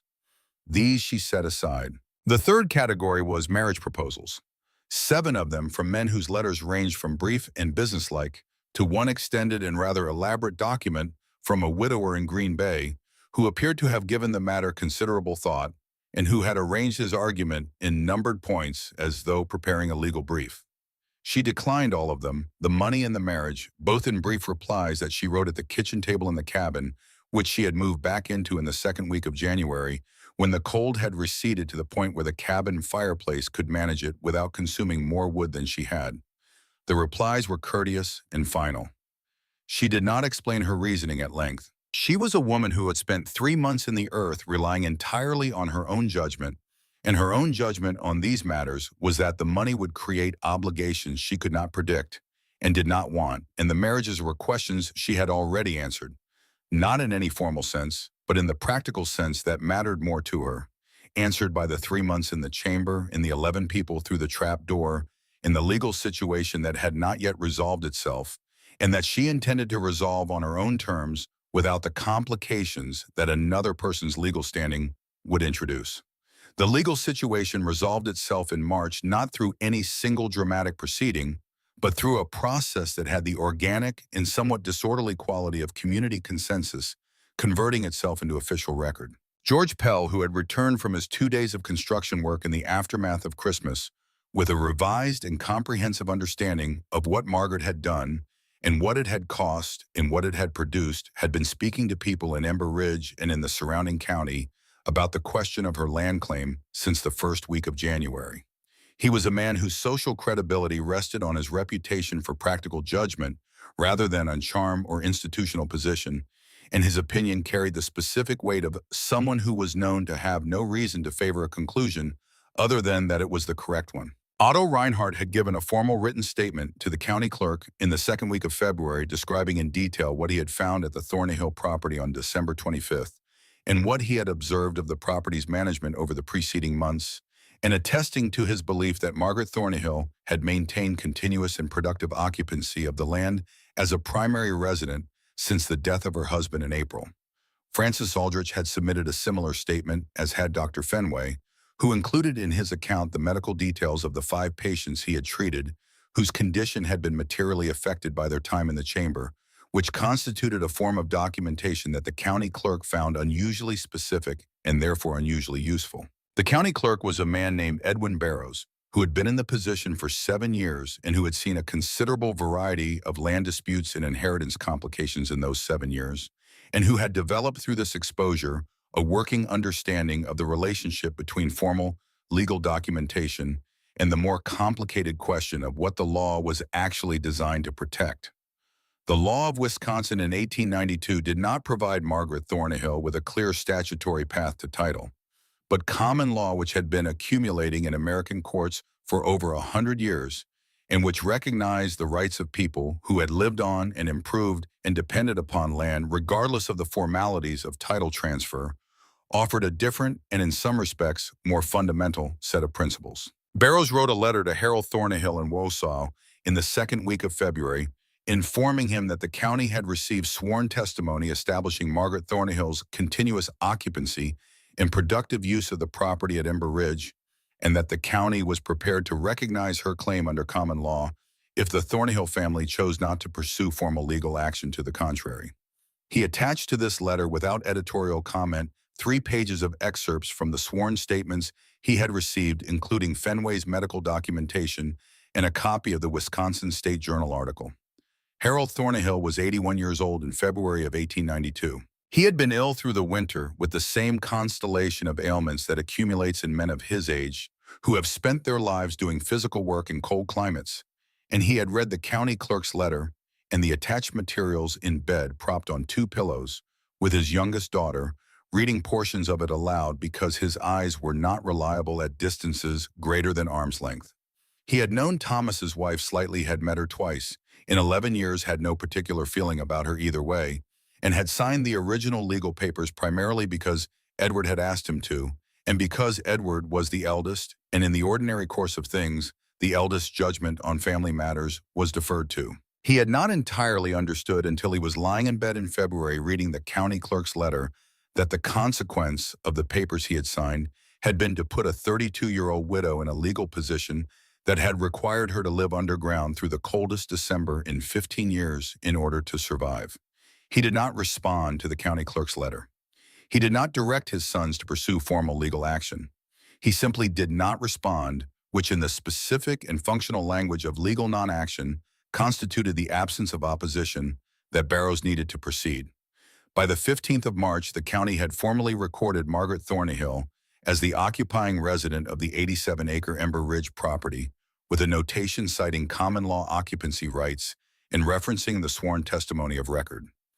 Edward Thornhill received word of this through a letter from the county clerk's office addressed to him as a party of interest. He read it at the kitchen table of his house, from which he had spent 3 days in late December burning furniture, before the cold broke, and sat with it for a long time in the morning light of a March that was finely and convincingly warm.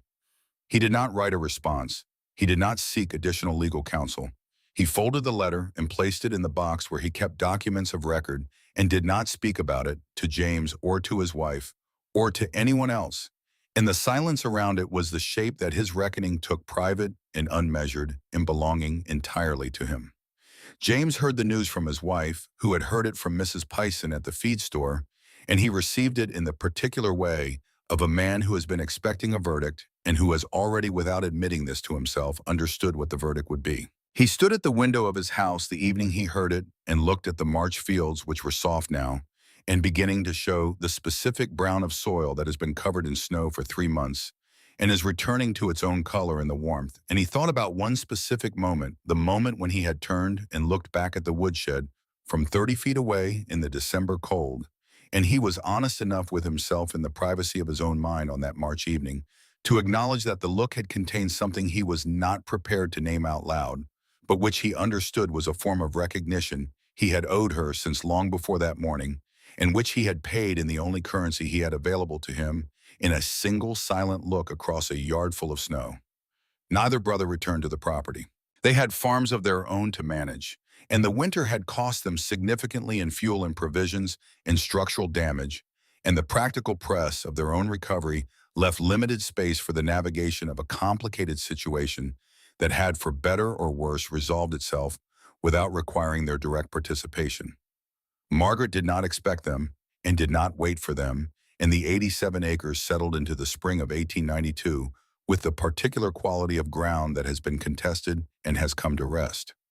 The spring planting was modest. Margaret had lost ground through the winter, not dramatically, not catastrophically, but the weeks of reduced food and the sustained physical effort of maintaining the chamber system had left her thinner than was optimal for the heavy work of breaking and turning soil, and she was realistic about what she could manage alone across the acreage. She planted the east pasture quarter, in oats, the garden plot behind the cabin, in beans and corn, and the root vegetables she relied on for winter supply. She did not plant the full south pasture, letting it lie fallow for the season, which was a farmer's decision rather than a defeated one, the decision of someone who knows the difference between what is possible and what is sustainable, and who prefers sustainable.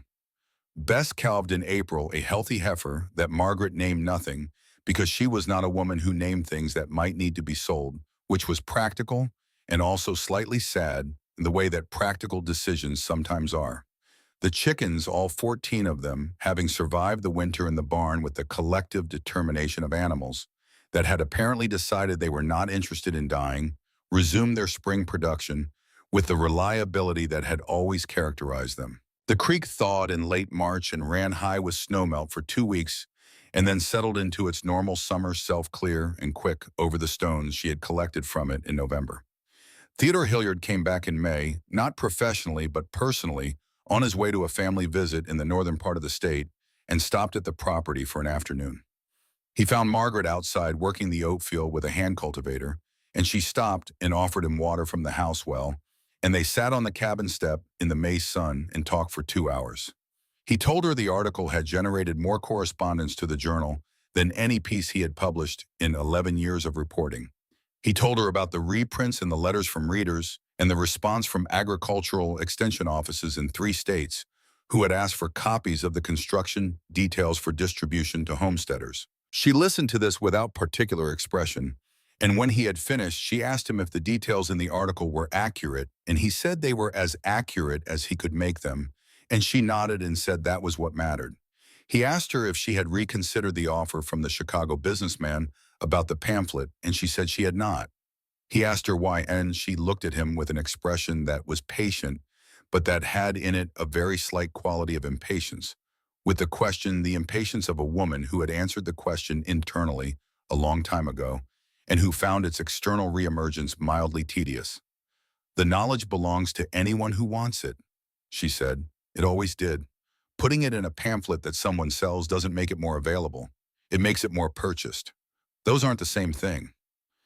Hillyard looked at her for a moment, and then at the oat field, and then back at her. Then he said almost to himself, "You're the least commercial person I have ever interviewed." He said it with something that was not quite admiration and not quite bewilderment, but was the space between them, the response of a man who operates in a world where things are valued by their convertibility and who has encountered something that is refusing conversion. She did not respond to this. She finished her water and set the cup down and stood up, which was her way of indicating that an afternoon conversation had arrived at its natural conclusion, and he stood too and shook her hand and walked back down the property track toward the county road, and she picked up the cultivator and went back to the oat field, and that was the last time he visited, though they exchanged letters twice a year for the next 11 years, with the consistency of 2 people who have no formal reason to maintain contact, and who maintain it anyway because the contact is honest on both sides, and honest contact is not so common that it should be allowed to lapse from negligence. The winters after 1892 were various, as Wisconsin winters always are, some severe, some moderate one in 1899 that was memorably brutal in its February, and that Margaret managed with a chamber she had modified and improved over the intervening years, the clay oven rebuilt twice with better proportions and a more efficient flue design. The ventilation system extended with an additional pipe that improved the circulation in ways she had identified through 7 winters of observation. She taught the construction to anyone who asked, which became fewer people. As the years passed and the memory of the winter of 1891 to 1892 softened in the way that memories of crisis soften when they are not required for immediate practical application. She taught it with the same patient plainness she had always used, without ceremony, without any suggestion that the knowledge was hers to give or withhold, because she had always understood it as her father's knowledge flowing through her into whoever needed it next. Frances Aldrich became, across those years, the closest thing Margaret had to a regular correspondent in the settlement, two women on neighboring properties who shared an understanding of what it meant to manage land alone, and who had the additional bond of a specific winter. They had both survived through specific knowledge. They visited 3 or 4 times a year, sitting in each other's kitchens in the manner of women who have enough mutual respect to be comfortable with silence. And they talked about the farms and the seasons and the occasional news from Ember Ridge and the wider world. And they did not talk much about the winter of 1891 to 1892, except obliquely in the way that people who have been through something together refer to it by its effects rather than its events, by what it changed rather than by what it was. Reverend Cord retired in 1901 and was succeeded by a younger man who had grown up in Milwaukee and who had heard about the winter of 1891 to 1892 as a story rather than as a lived thing, and who treated Margaret's history with the polite interest of someone encountering a local legend. She found this neither flattering nor irritating, simply an accurate indicator of the way that events which were lived as necessity become from sufficient distance remarkable. She attended his services with the same moderate regularity with which she had attended his predecessors, which is to say often enough to be a member of the congregation in any meaningful sense, and not often enough to suggest that she was there for any reason other than her own. George Pell died in 1903 from pneumonia, which was an irony that several people in Ember Ridge noted privately, and which Margaret noted without irony, simply as the loss of a man who had been useful in a crisis and who had been less difficult than his reputation suggested once the crisis had provided him with something adequate to his capacity. She attended his burial on a gray November day that smelled of the specific coming cold of a Wisconsin autumn, the cold that carries in it the advance information of what is coming, and that informed people read correctly and prepare for accordingly. Otto, Reinhardt's eldest daughter, the girl who had been 11 years old and had fallen asleep against the chamber wall on Christmas morning of 1891, came to the Thornahill property in the spring of 1906. She was 25 by then, married and living in the settlement, and she came with her own daughter, a child of 3, who walked beside her with the concentrated attention of small children navigating unfamiliar ground. The woman, whose name was Catherine, had been bringing her daughter to visit Margaret annually since the child's birth, a practice she had established without any formal justification, and that she continued with the quiet persistence of someone honoring a debt that cannot be paid but can be acknowledged. She sat with Margaret on the cabin step in the spring afternoon, and they drank coffee that Margaret made on the cabin stove, and Catherine's daughter explored the yard with the systematic investigation of a 3-year-old, and they talked about ordinary things, and then Catherine said, as she always did at some point in these visits, something about that winter. She said it differently each time, approaching it from a different angle, as if she were circling something she could never quite reach the center of.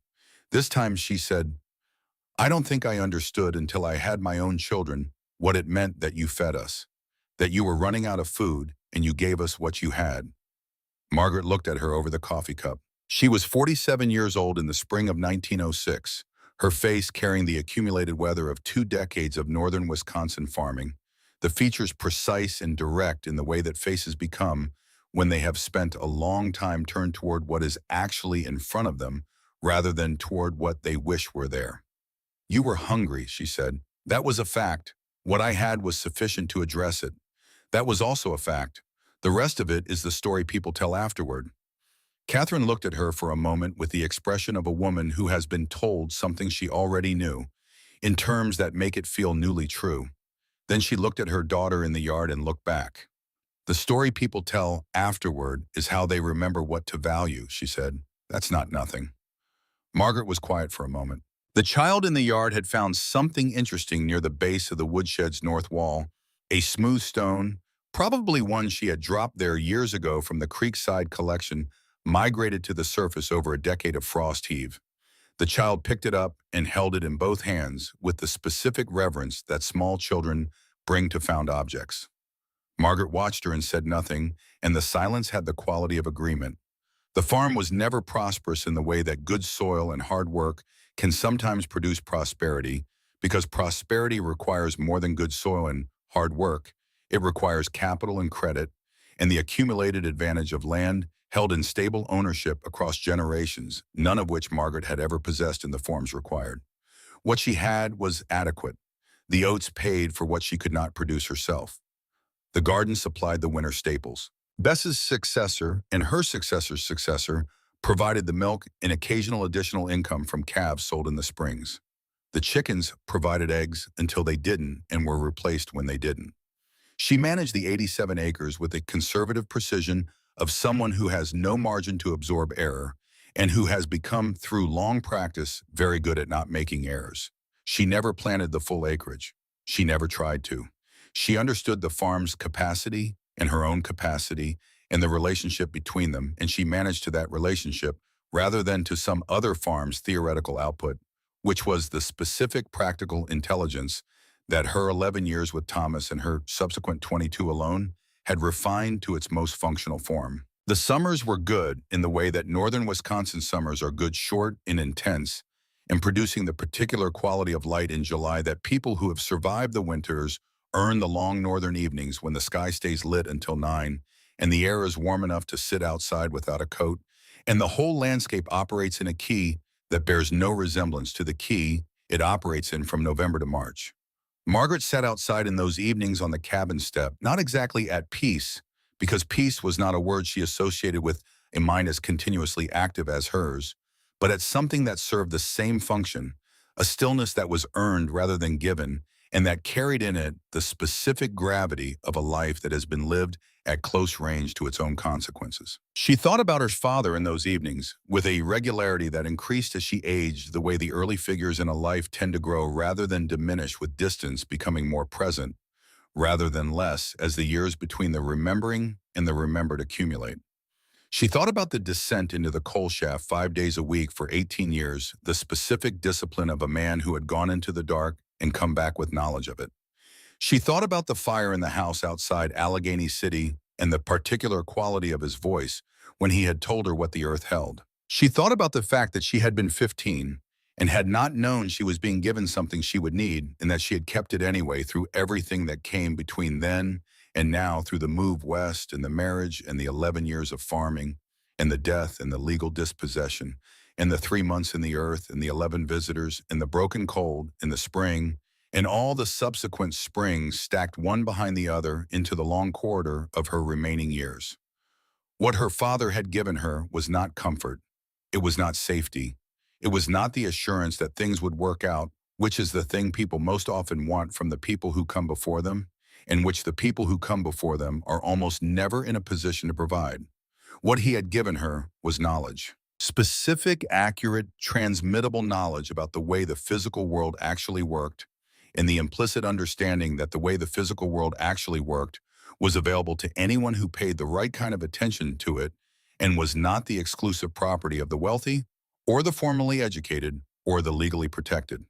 She had transmitted it in turn to Martin Warren and George Pell and Francis Aldrich and the 8 others who had sat in the chamber in the days after Christmas and listened with varying degrees of attentiveness, to Catherine Reinhardt, who came each spring with her daughter, to the families in 3 states whose homes held a pamphlet they hadn't known to ask for, describing a construction method they might or might not ever need until they needed it and found it was already in the drawer.